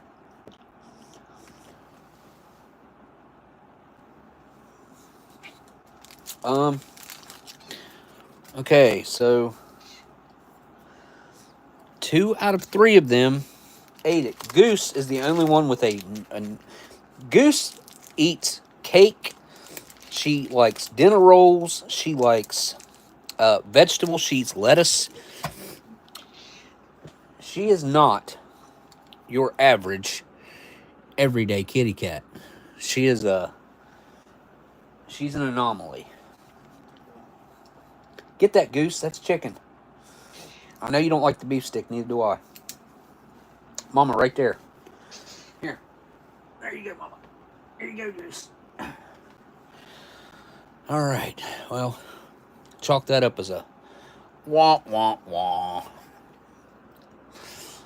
All right. Fruit punch. It's quite viscous. You can see it leaving a snail trail on the side of the cup. Let's see.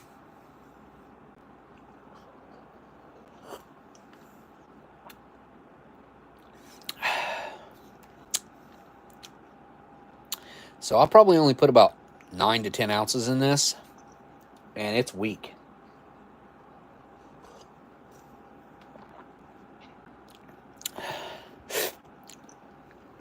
It's not very sweet, but it's kind of got like a creamy element to it, almost like it's, I don't know, like a fruit punch float. It's not overly sweet by any means. It's not bad. It's just not what I would call good either. I'm a bad judge of fruit punch because I'm not a fan of the flavor in general. Huh. I wonder what's in that right there. I wonder what that is. This one smells better than they used to. It's getting all weird and sticky. What did I do with the package?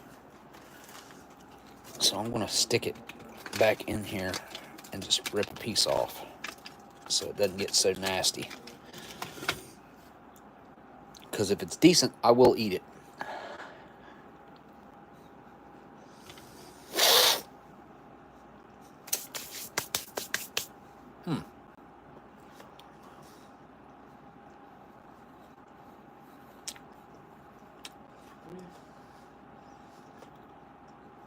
It's got a nice chew to it, got a nice crunch to it.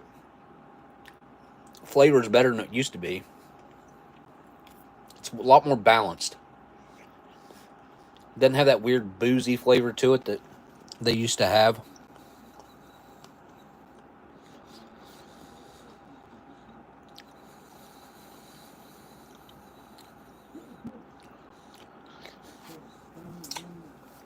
What is it? Okay, his favorite fruit punch. Definitely not mine. Even mixing that one like light on the water, it's still just like, I don't know, it's unbalanced. But I do like that kind of a creamy element it's got to it. I don't know what's got going on, but it's really smooth. I'm not going to knock it. I'm not going to say it's negative. That's not bad. This is way better than the last apple cinnamon one that I had. Although I still don't taste cinnamon, but barely, like just barely, picking up on a little bit of cinnamon. And apple, I couldn't tell you. If you told me that, like blindfolded me and told me after I, like, what flavor is this, I would never come up with apple. Yeah, no. It's, overall, it's pretty weak in its flavor.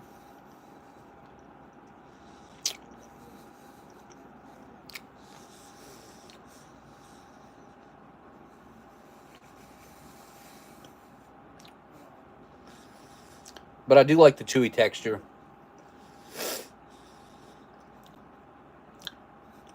It's a little bit weird to have it like so chewy and also pick up on the cinnamon. It's just, I don't know, my brain thinks that cinnamon things shouldn't be chewy like this.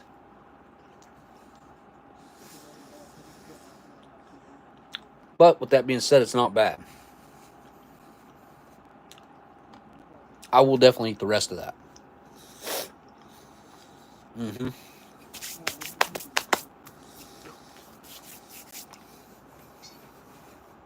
Watch out, guys. Everybody go on.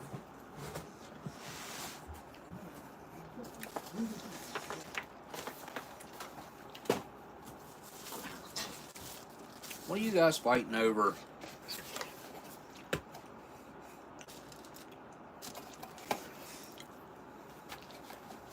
All right. Well, that meal is finished. And I'm not eating the rest of that beef stick. I'm not eating the rest of that chicken. I will eat the rest of that first strike bar. I will snack on them corn nuts. Maybe tonight, probably not until tomorrow. Just because I don't want to eat all that salt this late. Cheese spread, I ain't got much use for it either right now. And barbecue sauce, that's a firm no. Oh, see if the coons will eat the beef stick. So only 2 out of the 3 cats would even touch the beef stick. 2 of them did eat it. I'm surprised. I am surprised. I didn't think they'd eat it. What are you doing, Mama? Mama, don't you dare. Nope, Brownie, we ain't doing this. We ain't doing this. Nope, nope, nope, nope, nope. Go on, honey. Go on. And I gotta watch. Like, if I just fed them all that chicken, that is so high in sodium for a cat, it could make them very sick. You gotta be careful with stuff like that. You know, you think human food, no big deal, give it to your cat, whatever. You gotta be careful with that sodium, man. It could really mess them up. It could make them go into a coma. It could kill them. It could do all kinds of stuff that would be bad. So, Germany coming in clutch. Weren't they just in the news the other day or something? Oh, I remember what it was. It was okay. So Amber's birthday was the other day, but this was on the 10th. They had a. I just saw this last night actually. They had a helicopter go down in New York City. They had all those pictures of those little kids, 3 little kids that was on there, man. My goodness. I don't even know how to, like, there's no way to feel about that. Like, You know, you wouldn't even wish something like that upon your enemies, because those were innocent kids and likely, well, I don't innocent white. They were innocent people that I saw that, but that guy's from Germany. What was his last name? Something that rang a bell for me for some reason. Huh. Woo. Canada's got some good ones. Canada's got some good ones. First choice, like current menus, like 2022s, like what you can easily get your hands on. Hmm.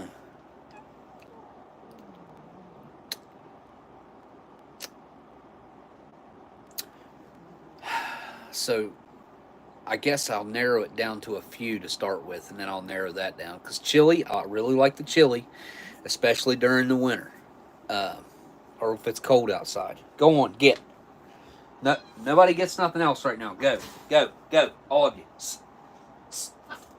Stop fighting, Brown. Go on, get. Go on, all y'all. Okay, so American, we got chili. The beef taco is up there. It's pretty good since they fixed it. Especially if you got like your own little stuff that you can modify it with. But let's just say we don't. We're just strictly coming out of the bag. Tacos up there.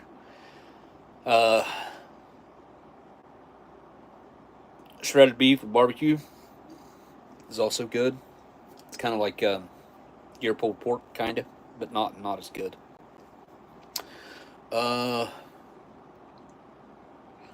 Oh, I got a menu list right here. I think I'm going to like the Italian sausage with peppers and onions, but I don't know, so I'm not going to. That's not in my.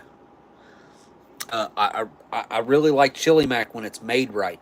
I have had such a variety come out of the bags. It's like I've had chili macs that I didn't care for at all, but I've also had chili macs with like they just straight up took the chili out of the chili and put that with the mac, and it was just fire. It was great.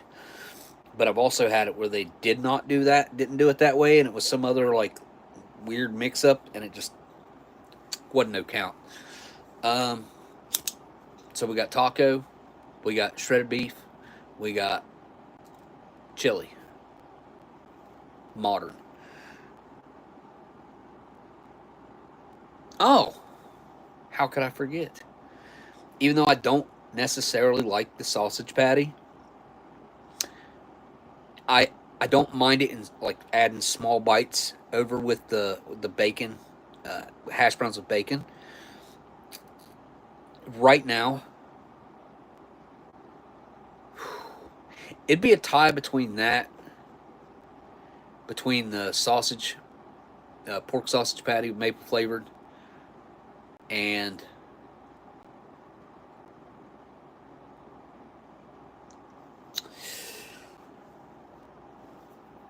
I don't know. Depending on the season, chili might be my number one, or taco, or my number two.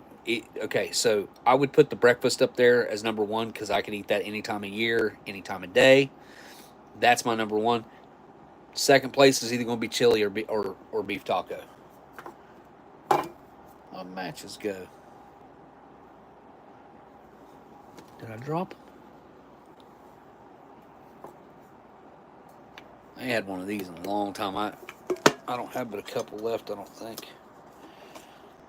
Oh, I got 4.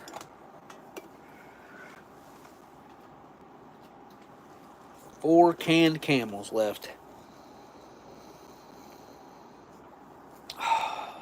They smell better the longer they sit here because they were so well sealed that whenever I first opened them, they smelled almost like brand new. Now they have aged a little bit. Oh, where are my matches at? Oh, I gave them away. I remember now. All right. Somebody was here, and I was like, hey, here's a pack of military matches. They're like, oh, that's cool.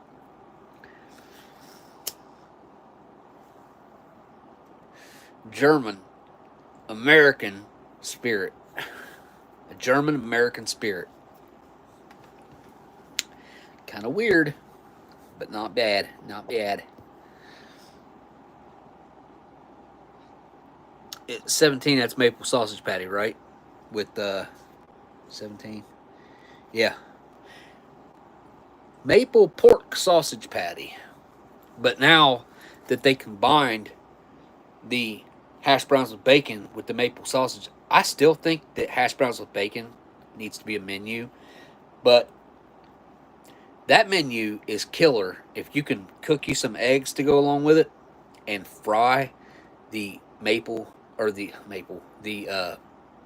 hash browns with bacon. Like, put it in a skillet. It's already, like, the liquid that's in it's so greasy already, you can just put it in a skillet and it'll end up turning into like a kind of like a big hash brown if you just kind of let it brown. It takes a while unless you got a real hot skillet. What's Facebook? I don't know. I don't have it. I really don't. I've never had a Facebook.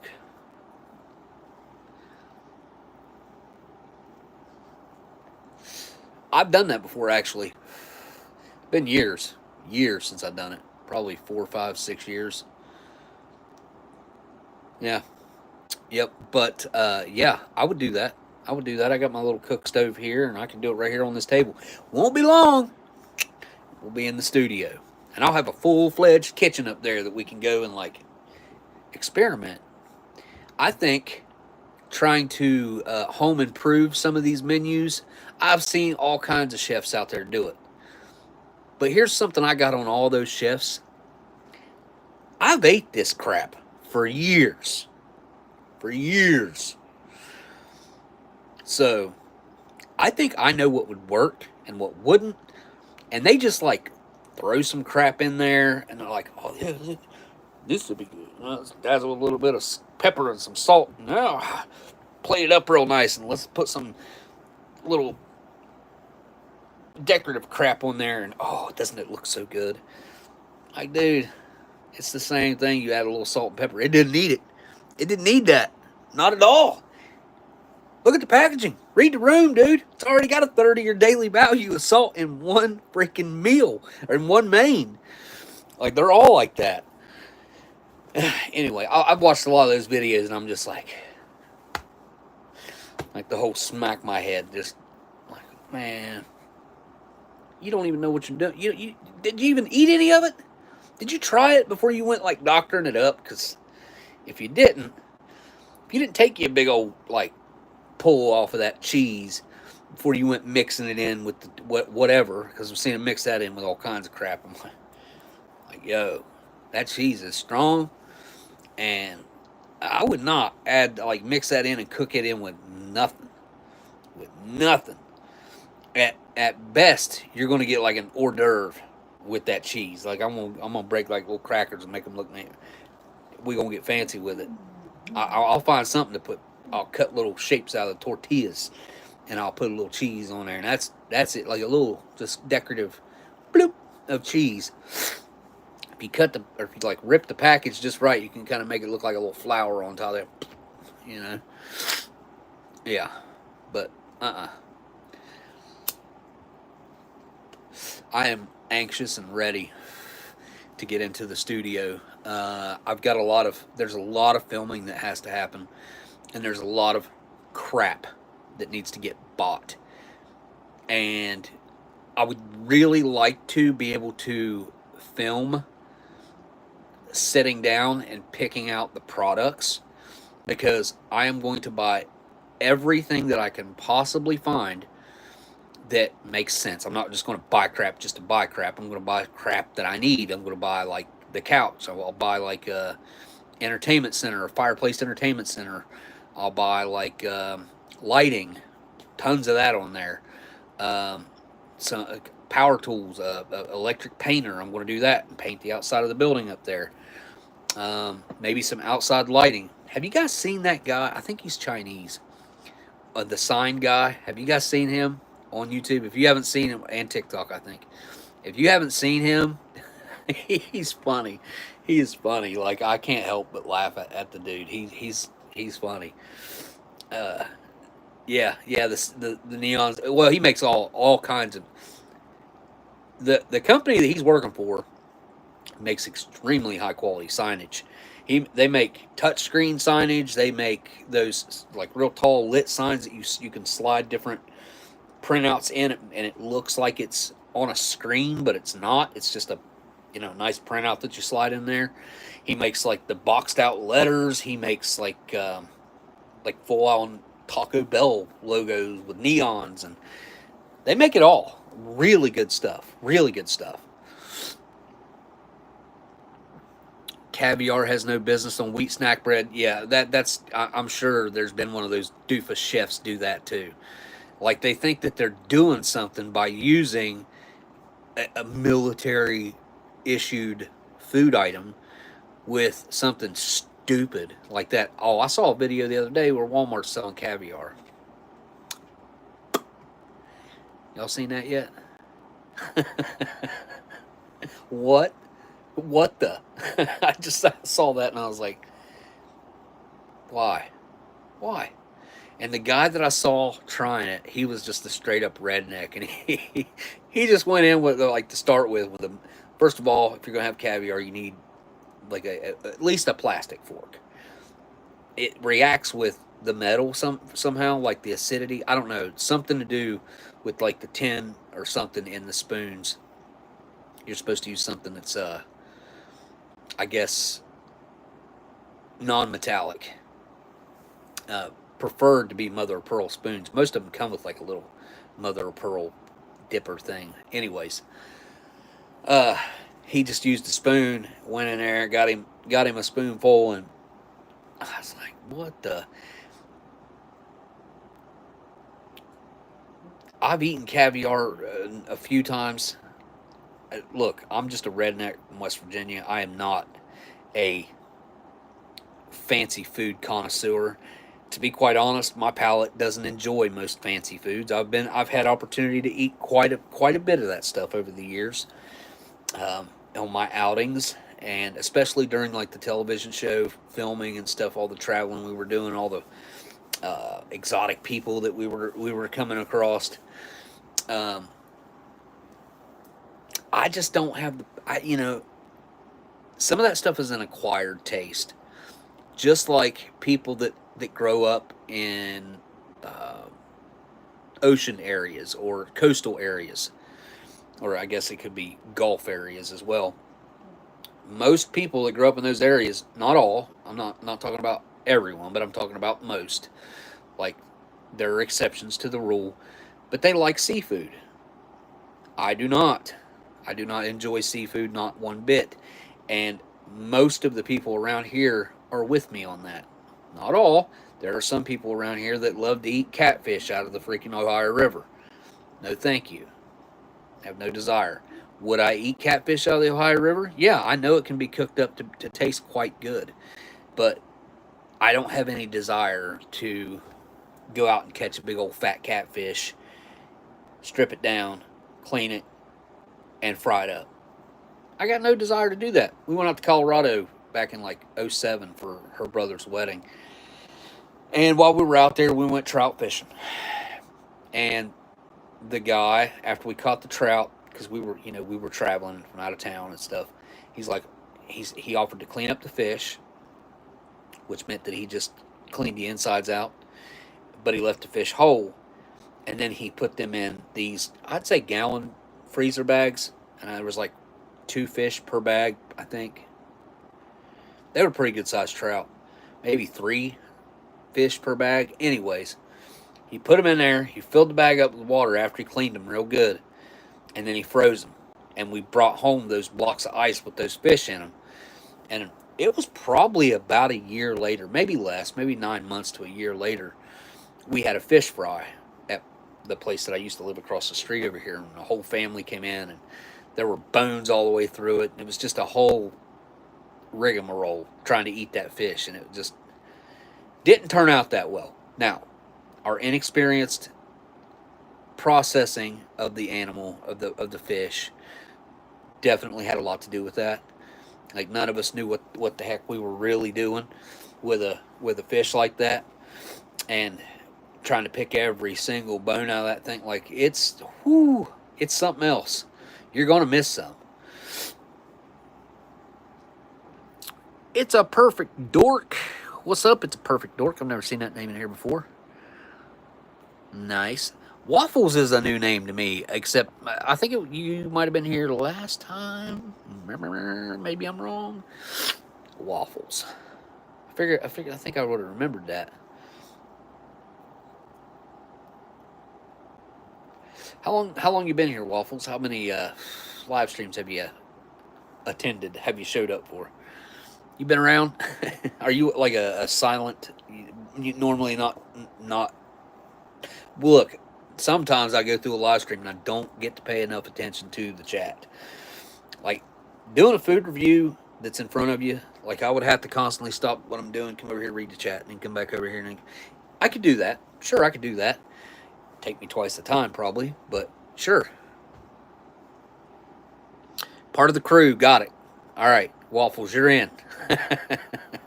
You're in. What's up, Jason? Howdy, howdy. How's this sound? Jason Young. Jason. Well, there's a lot of Youngs that live near me. You can retire now. I wouldn't retire just yet. I would let my retirement set for at least another year or two before I'd try to touch it. But you know what? Hey, everybody was freaking out over the stock market the other day. And it recovered. And astonished. Like, I watched Tesla went up 23%. Meta went up 17 or 18%. I think it was 18.5 from the drop that they had the day before. And then they lost the next day. And then they gained today. Friday. Nope. Saturday. They gained last night. Yesterday. Market's closed since yesterday evening. But, yeah. Like, I watched it. I think people's retirements is probably fine now. Nvidia is another one that I keep an eye on. Let's see what it done over the past 5 days. It did drop out dropped down to 92.67, and then it went the next day up to 114.33. Dropped down to what did I say? 92.67. So it gained $20. I mean, in the past 5 days, Nvidia's up 26%. That's ridiculous. It's ridiculous. What's another one? Let me get down here. Microsoft, I could care less. Amazon, I could care less. Apple, there's one. Up 4.6% yesterday. On Friday. I don't know if y'all even pay any attention to that, but like, yes, we did have a huge drop on Tuesday. Wednesday, the recovery started. By Thursday, it was back. It was back, and it's back to where, like, it's back. It's actually up over the past 5 days. Apple was up 12.3%. Like, all of them are up. Whoop. That I look at here. Go down through here. There was only like one. Heck, even earnings over the past, or quarterly financial, year to year, fourth quarter.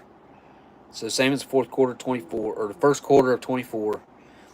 We're up 3.95% year to year. 124.3 billion is what it says. Which, I don't know if that's right. Q1 review. I don't know. I don't know about that. Earnings is up 2.26%. It says that's a good sign. It's always a good sign. Samsung is one of the only stocks that I see has went down, which I think we all know why that is. Oh, and of course, it says Tesla's went down. Tesla really had a drop the other day. If any of us were smart, we would have bought a whole bunch of it when it was down to $217. And then it shot back up to $274 on Wednesday. Now it's back down to around $250. $252 actually. But yeah, Even if you got just a little bit of money to stick into Acorns or something like that and play around with this right now, I would do it. I think Netflix needs to. I think Netflix is. No, let me just go back and start over. All stocks need to lose at least 40%. They are all ridiculously overinflated. The companies are not worth anything like what they're saying they're worth. The rise and fall is on feelings. It's not on actual value. It's not real. This has been 100% proven with the GameStop experiment. If you guys aren't familiar with that, please check that out. Jason Young, Smokey, how's this sound for a stocking up item? Shaving soap creams, like firm different businesses. I have 50 plus at more than 600 double blades for a safety razor. Hang on, what? Did I miss something? I'm lost, Jason. Just had 7 beers. Is that one? Hang on. So, survival kit wise, if that's what you're saying, like you've got enough razor blades and shaving cream. With shaving cream, depending, I don't know if it would go bad or not. I have had cans myself personally because I don't like actual shaving cream. The only time I'll break it out is like if I want to coat a mirror or something. I use shaving gels I only shave a little bit now. But shaving cream, I've had it last 10 years. A can last 10 years. So survival items, I mean, you gotta. I guess you don't have to. You don't have to keep shaving, but that stuff would go pretty quick because people are not very good at rationing their day-to-day items. Like a lot of people are bad with money. They can't manage money. They can't manage their own money. They're living beyond their means. They're living in debt. I've never done that. I've always been a firm believer in if I don't have it, I'm not spending it. Now, has that prevented me from having more things in life? Yeah, sure. I could have went and got lines of credit from the bank. I chose not to. I don't think that's it's just not in the cards for me. It's not something now I do know that if you really want to get actually filthy rich in America, number one, you have to be willing to go in debt and use someone else's money.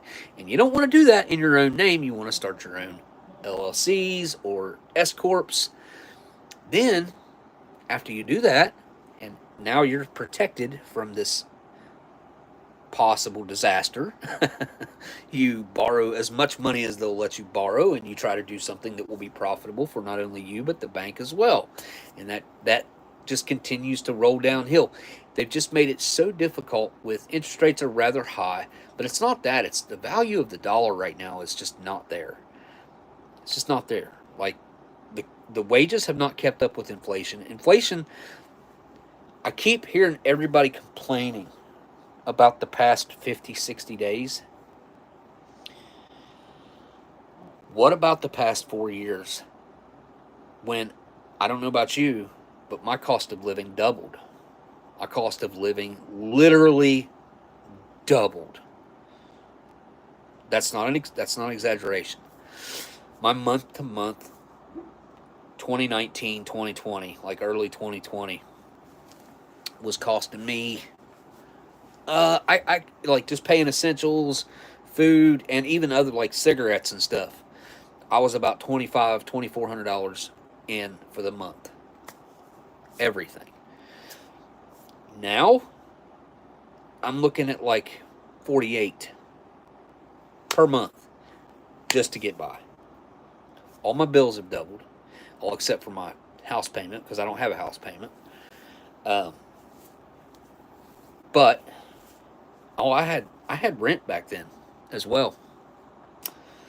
So, yeah, my cost of living has doubled. Again, I don't know about you, but I've paid attention to this, and I've paid attention to what people are saying. Now, obviously, the country is divided into mainly two sides right now, which is exactly what they want. We're giving them exactly what they want. Not only that, something I find utterly fascinating that no one on this one particular side or subgroup, whatever you want to call it, has caught on to. But they keep attacking all these people that are driving Teslas. They're attacking their own people. Those people bought those to be environmentally friendly, to be conscious of the environment, to, the list goes on. And if that was their mindset, which a lot of them were, especially if you go out west, that was their whole reasoning for getting that vehicle, they fall within that group. Most of them. Again. But they're attacking their own people, and I don't understand how they have not figured this out yet. They also haven't figured out that they have some of the best, if not the best, HD cameras on the vehicles that record when they see motion, when anything gets near them. Sentry mode kicks on, bloop, you're getting recorded. What in the world? We are living in the weirdest video game, I swear. It's so bizarre. And then I see these other reports, videos, and if you go down this rabbit hole and you start actually researching what is going on with AI, it's beyond terrifying.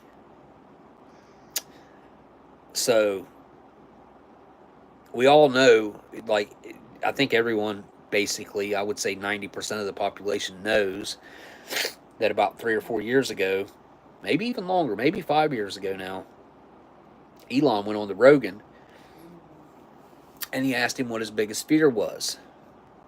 And he said, AI. He said it's not regulated and it could just, what it could be capable of, we don't even know. But what they're doing, yes, Skynet is gone. Like, look, if we continue on the path that we're on right now, the Terminator, outside of the time travel and John Connor, like, but grand scheme of things, big picture, that's it. That movie is our ultimate future. If we don't, I don't even know. It could be too late. They could have already went too far. I saw a report 4 days ago. I don't know that it's 100% true. It's just a report that I seen that claimed that this one, I can't remember exactly what the AI was. It was some certain type of AI, but they had started doing tests, and it was completely and fully indistinguishable from a human. Nobody could tell the difference between that AI having a conversation with it and a human. So we're already at a tipping point. We're already at a line in the sand that we jumped over with a backflip. And then we yelled at the top of our lungs, "Here we are! We're here! What's next?" Like, I don't understand how people can't see. They're all these leaders are more worried about getting the tech first, being the first ones to get it done and own it and make it do whatever. They're not at all worried about the repercussions. Whoops, did I see Pastrami? Oh, what about Pastrami? Online data and information is where the real money and power is. I think that's where it's been at for at least the last decade and a half or two. Something a lot of people don't understand is AI has been around now for coming up on 3 decades, 2.5 decades for sure that I know of. Another thing people don't understand is I would venture to bet it's probably all of these largest, most valuable companies in America. But for a fact, I know BlackRock uses AI for its trades. They make 250,000 trades per day. 250,000 trades per day on the stock market. And they don't miss. I would say the ones that they miss on are human error. That's what I would bet. I think that they have so much power, money, and ability to manipulate the system that they literally can't lose, because that system, that AI, has figured it out so deeply that it can move money around and make certain things go up and down. If we don't remove AI from the markets, from our moral day to day, I can't see the net positive of it, because I think there's way too much negative. It'll never balance out.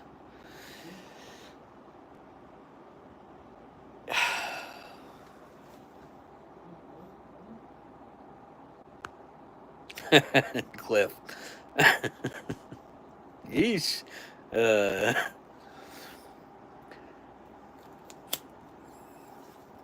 Yeah, didn't they used to bury that fish at like the seaside and then come back like 3 years later and get it in a jar, right? Isn't that how pastrami like was made before they started canning it? A man in Germany opened a can of it in his apartment stairwell. He's in court. A can was opened to show how bad the smell was. The judge upheld the eviction. That's funny. It's bad. I know it's bad. I watched Andrew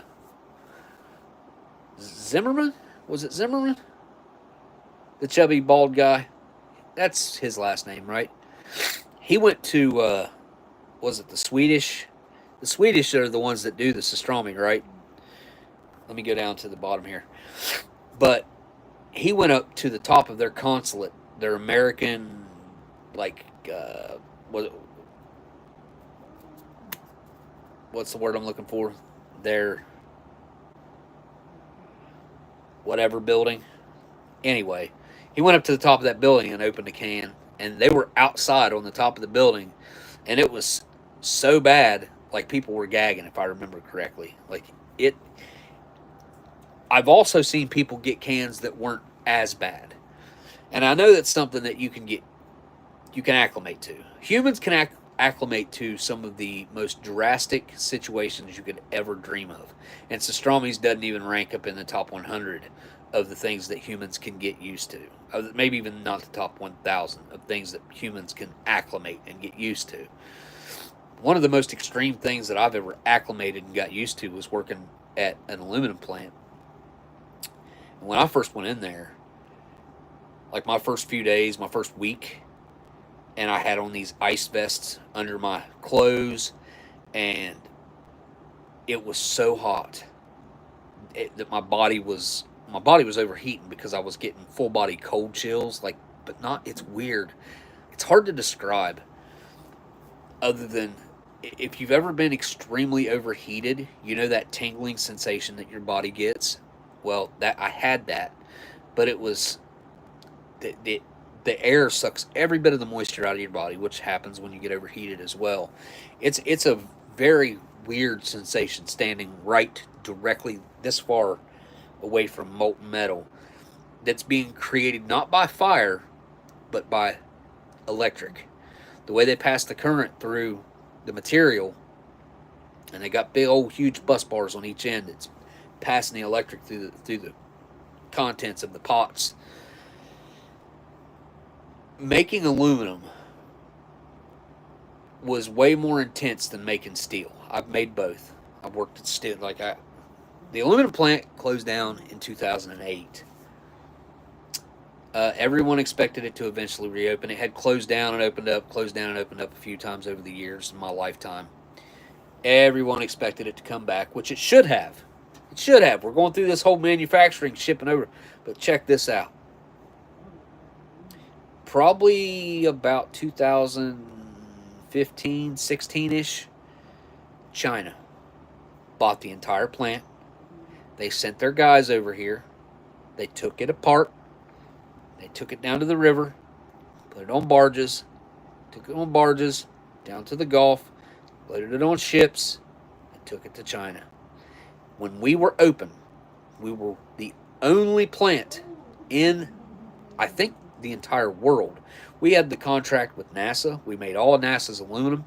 We made the purest aluminum in the entire world. Look it up. I don't care. We did. I know we did. We also had the contract with Boeing. We had a, we had a $380 million contract with Boeing, which back then, that was a lot of money. Should still be a lot of money. And we had we had a $380 million contract with Boeing. We had a 38, I can't remember.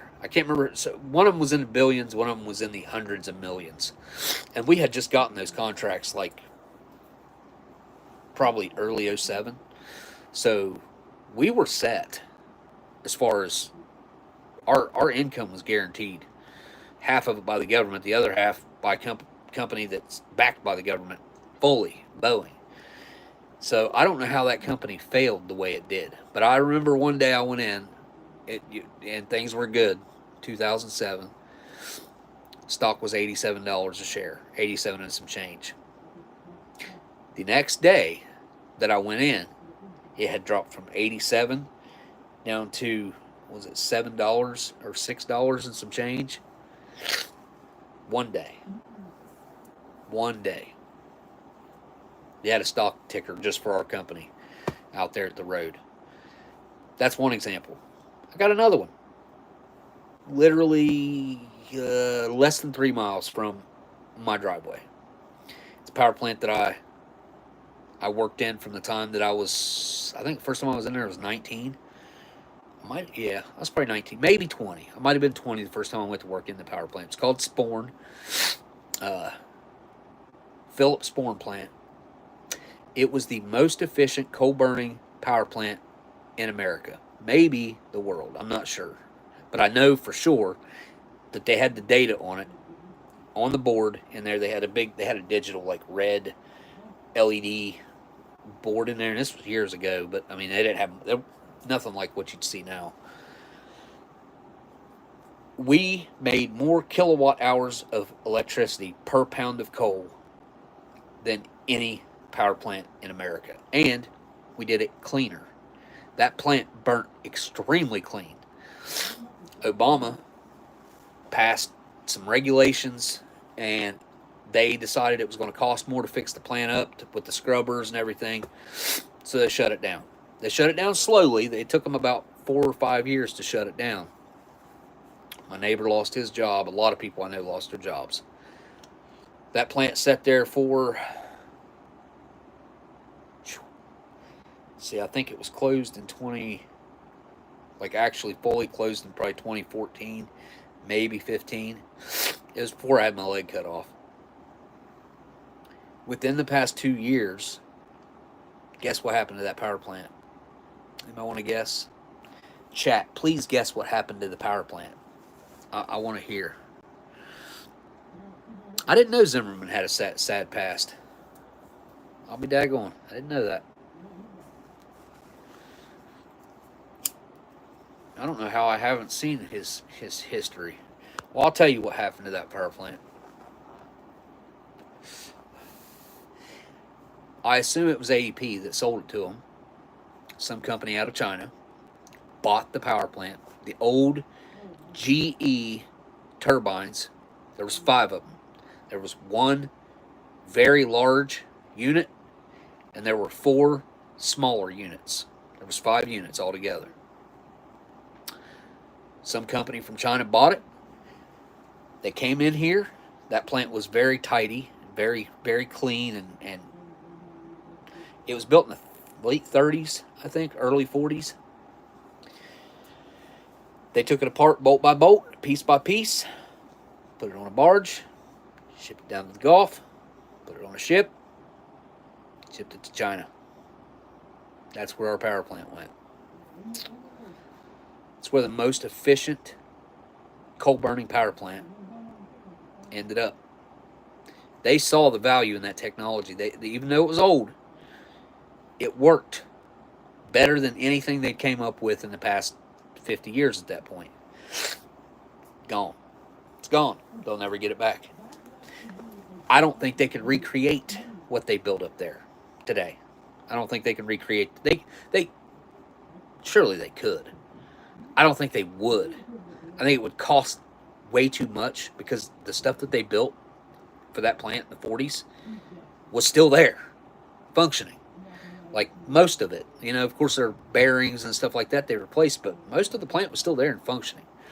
So, original pieces. I'm not talking like they'd replaced everything. No. When there'd be outages and they had to maybe replace the turbine, actually the fan, the blades on the turbine, they might replace that or the bearings that it sets on. They'd go in and rebuild the just like an engine.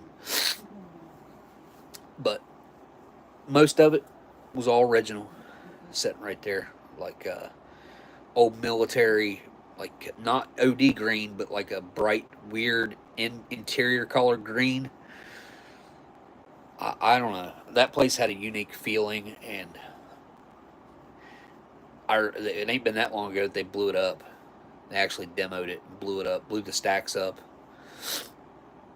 Sucks. They're building a new plant up there now. This company that's come into our area, Nucor, building some sort of facility up there to move their inventory off the river or load it onto the river. And it's going to be some sort of like processing plant. They're spending $3.3 billion on building a plant in my county, right down the road, not too far from where I live, like 40 minutes. And it's a huge deal around here. The jobs that it provides are high-paying jobs. I don't know how long this company will make it around here, but we shall see. I know the state's really helping them out. You got new core plants up where? Chrysler, you in Ohio? You're not in Ohio, are you?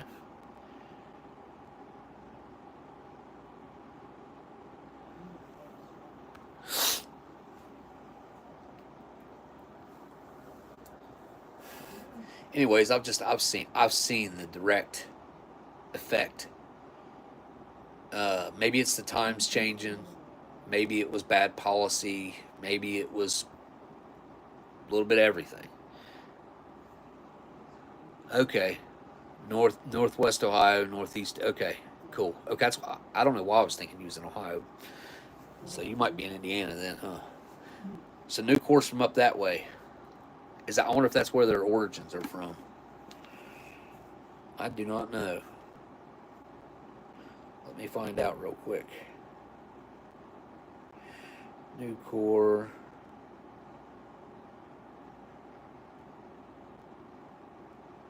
Geez, their stock's up too.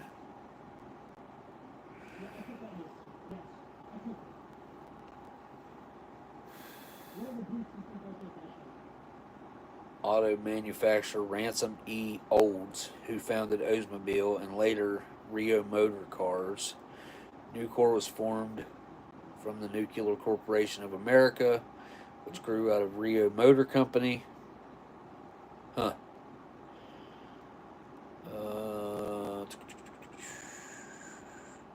With the goal of manufacturing wide flange beams. Nucor Corporation is an American company based in Charlotte, North Carolina. So they're based out of Charlotte, North Carolina, that produces steel and related products. It's the largest steel producer, I'm assuming, in the United States.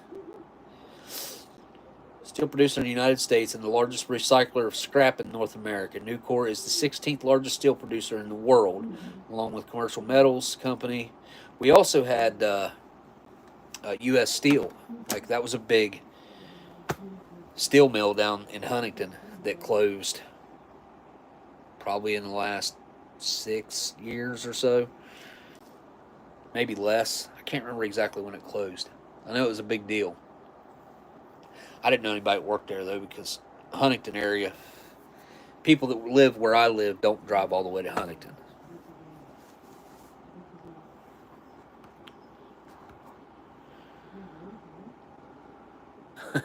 Cliff. That girl, she became a millionaire off saying that. How crazy is that? How crazy is the world that we're living in, the social media world that we're living in, where you can just say something weird and off the wall, the video blow up and turn into a career like that. She's not even interesting. Like, I mean, I don't find the appeal. I never did get that one. There's a lot of them I don't get. TikTok picks I would have to say, some of the worst people.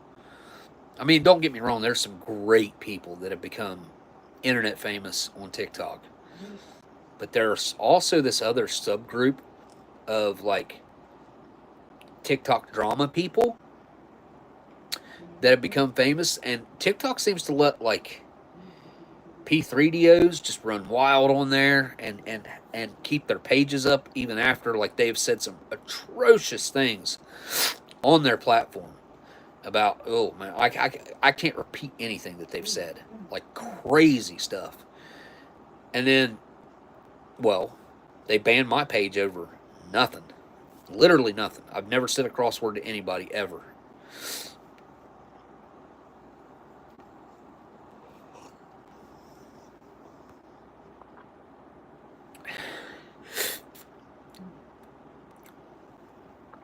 Just add it.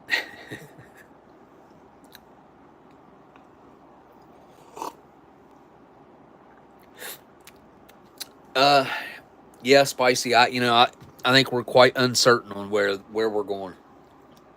And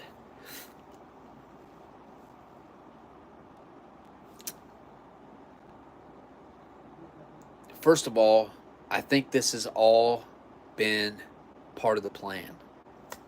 The divide and conquer, the agendas, and the separation topics that somehow became a thing. So strange. I can remember, like, 02, 01, 02, 03, 04, 05, how united everybody was. Now, we were wrong. Gosh, we were wrong in what we were doing. We got fooled. We got fooled so deep and so horribly. We are headed, likely, silly enough, strangely enough, they've already made a movie about this. Years ago, they thought it was just so off the wall and crazy that it could never be, like, it was, that's why idiocracy could be possible. The movie WALL-E. Y'all ever seen that kids movie? I remember my kids, they were kids when it came out, so we watched it a lot. Probably saw it 50 times. Space travel. They'll put us on a spaceship. We'll never get out of our seats. We won't. We won't see that. Somebody will. I think that will happen. I think that's a likely possibility. Building flying cities that hover in space or rotate or around the sun or whatever. I think that's possible. I think if you build it big enough, take enough dirt up there, plant enough plants, take enough water to where it creates its own ecosystem, It could happen.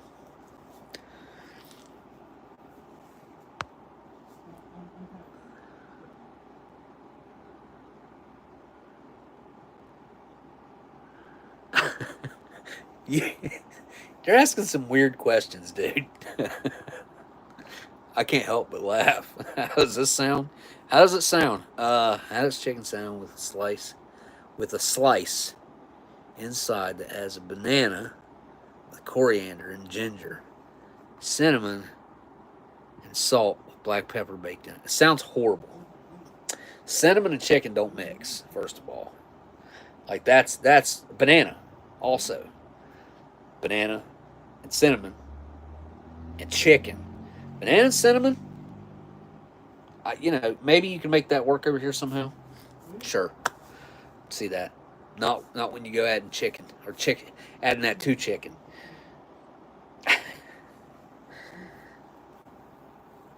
You bake that for more than 800 people at a banquet? Dude, I would try it, I guess. I mean, I'll try anything once. Even, I get grossed out by textures. Anything gelatinous, like I have a mental block when it comes to jiggly, jello type, or, anything like I can't even do pudding. Like I can't do a spoonful of pudding. I can, like, stick the spoon in a thing of pudding and then, like, lick it off the back of the spoon. But I cannot just put a big old scoop of pudding in my mouth and it'll make me gag. Like, I can't do the gelatinous. So you work in the culinary industry as a chef, I assume, or a sous chef, or something along the lines.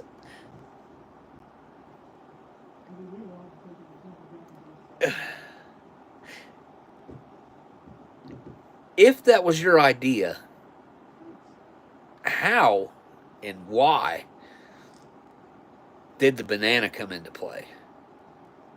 The cinnamon, like, maybe I could see that mixed with other spices becoming, obviously, just like if you mix medications together, they can become different. If you mix spices together, they can actually become something else. So maybe the cinnamon, yeah, but the banana, other than a garnish or a covering, maybe, and like a little bit of that banana flavor leaches off, and then you just discard the banana. Maybe something along those lines. Maybe.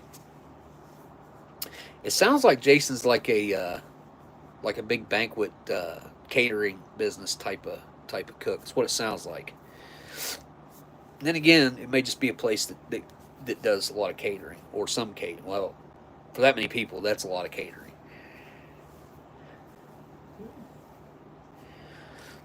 Chicken sushi at the nursing home. You just want to go ahead and take them all out. Just give them chicken sushi. And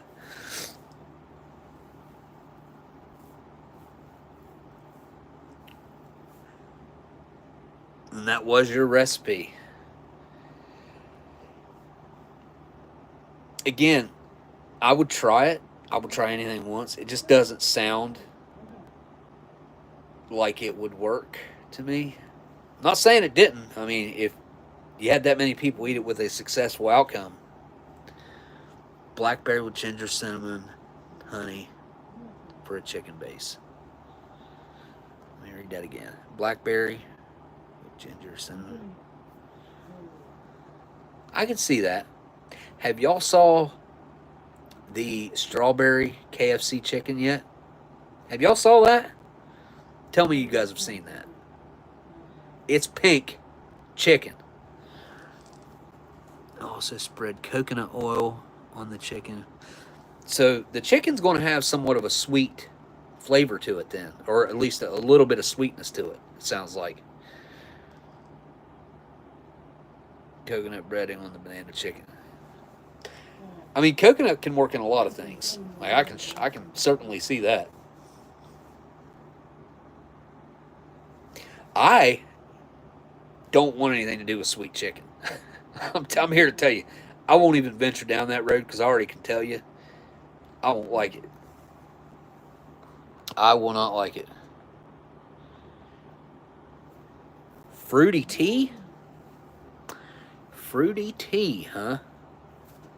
Is that what it was called? Fruity tea? Or was it like some sort of just a fruit tea of some kind? Teriyaki spread. Chicken. Bacon wrapped around maple syrup. Breaded or no? Ooh. So I'm not a blue cheese fan. That would probably kill it for me. That would probably be good in a salad. Cut up in a salad like that. With the bacon and stuff. I could certainly see that working.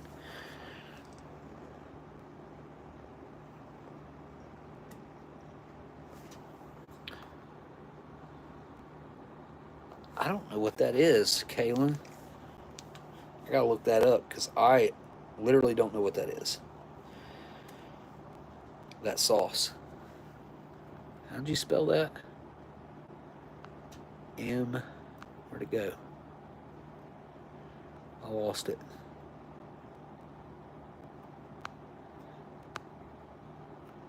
Oh, there it is. Is it Molly? I don't even know how to pronounce that.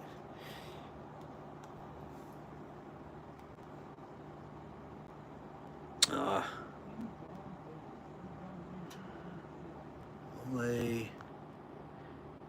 D-A-U-C. Okay.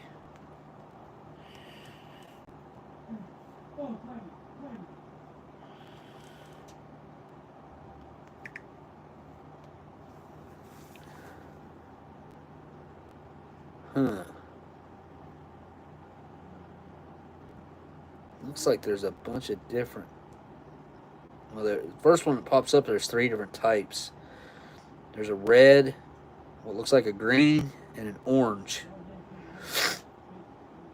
Sauce variety.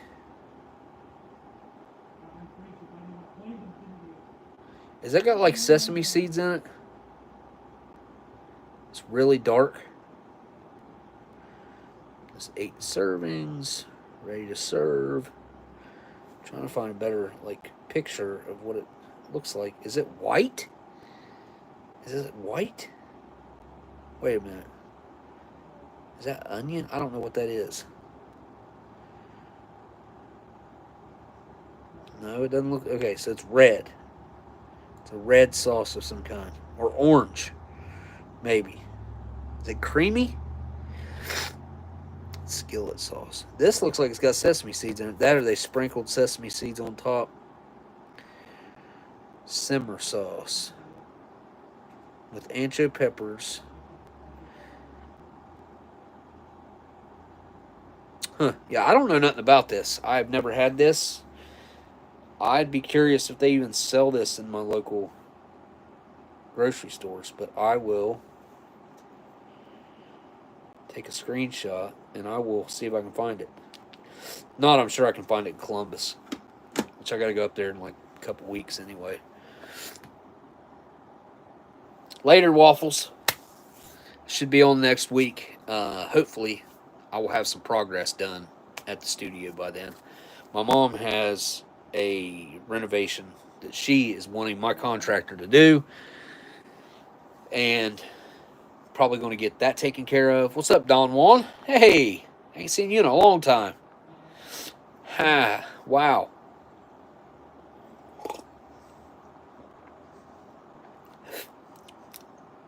It's been years, I think, hadn't it?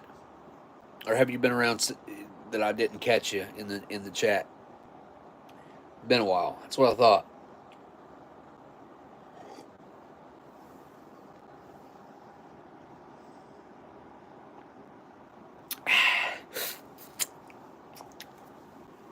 World champion hide and seeker. What was I just talking about? There was something I was like, can't remember what I was just saying. About ready to get off here, but there was something I was, must not have been important. Whatever it was. Oh yeah, I remember now. It's half important, but half not. I mean, it's important for my mom. She's got a renovation to the little house that they built for my grandma that needs to happen because her longtime renter finally just moved out after probably 5 years or so they've been in there. I don't know. They went a long time without paying their rent and stuff. So anyway, she's wanting to redo the bathrooms, redo the floors, fix the, like put new. I think she just wants to put new flooring on the porch. Not real sure what she's wanting to do with that, or she's wanting an entire whole new porch. I'm not real sure. What else did she say? Oh, she wants me to put a backsplash up behind her oven. She wants a dishwasher put in. And she's wanting to redo the bathroom. New vanity, if she can find one that she likes and can afford. And replace the shower, which I'm not real sure why she's doing it. I don't remember how it's set up. I think we set everything up handicapped for my grandma to make it easier for her. Can't remember what the shower was like, though. I don't know if she had a bathtub. Probably not. Anyway, so he'll probably do that before he gets to my building. So, be cool if it would all happen within a week, but I'd say it could happen. It could happen. I'm not going to get my hopes up, but I'm going to keep on it.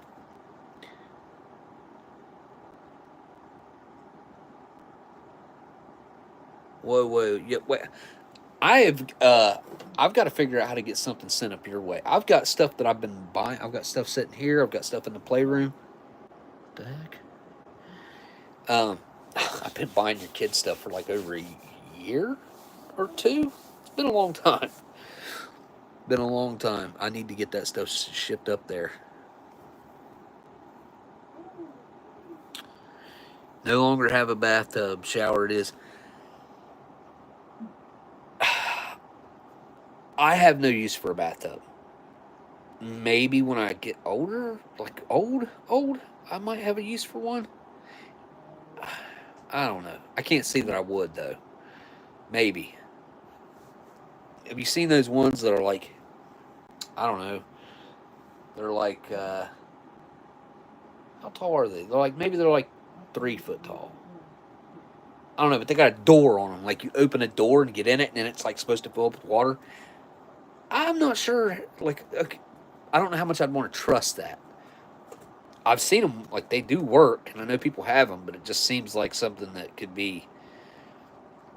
There could be a catastrophe happen with something like that. I feel like a bathtub with a door that opens up. I don't know. Maybe it like the water pressure keeps it sealed. I'm not real sure. I've never really looked at them. I wonder if that might be what they put down there for my grandma. I don't know. I never really paid that much attention to that bathroom in there.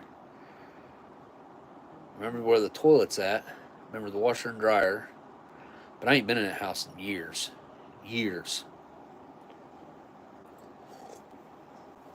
And my little sister's getting ready to have a baby. She's probably going to be due in like August, probably. Maybe September. But that'll be here before we know it. All right, folks. Sorry that the MRE turned out to be such a dud. I knew Chicken Chunk's a little boring, but it used to be pretty decent. I'm telling you, like, I think the last one I had was probably like a 2012 or 2013, or maybe it was a 14. Anyway, but it had buffalo sauce in it, and it was good. It was good. Even the side stuff, I remember like being happy with the meal. I can't say anything good about this meal. The beef sticks sucked. Tortillas. They're tortillas. Pretty standard. And they started busting open on me. Made a mess. The first strike bar, way better than they used to be for the apple cinnamon. Best thing I can say about the whole thing. Overall, the corn nuts,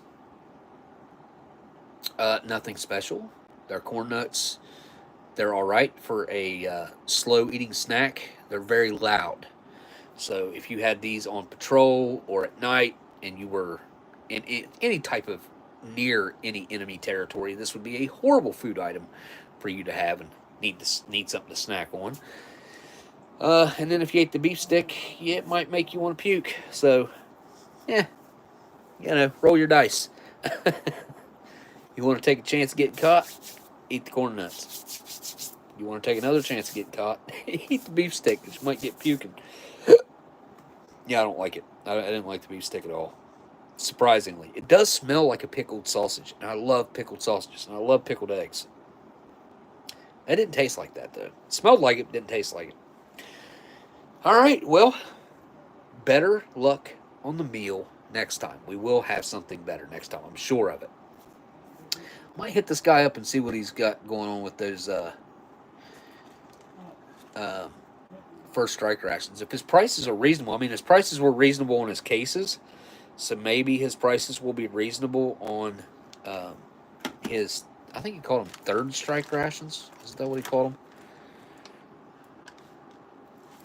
I don't know. I don't see it on there. Anyway, it was something like that, or second strike or something. Might hit him up and see what he's got to say about those, though. George Paul or Paul George or something like that. 2 first names. All right, guys. Thanks to my patrons. Thanks to everybody who come on here. Thanks to everybody who sent a super chat.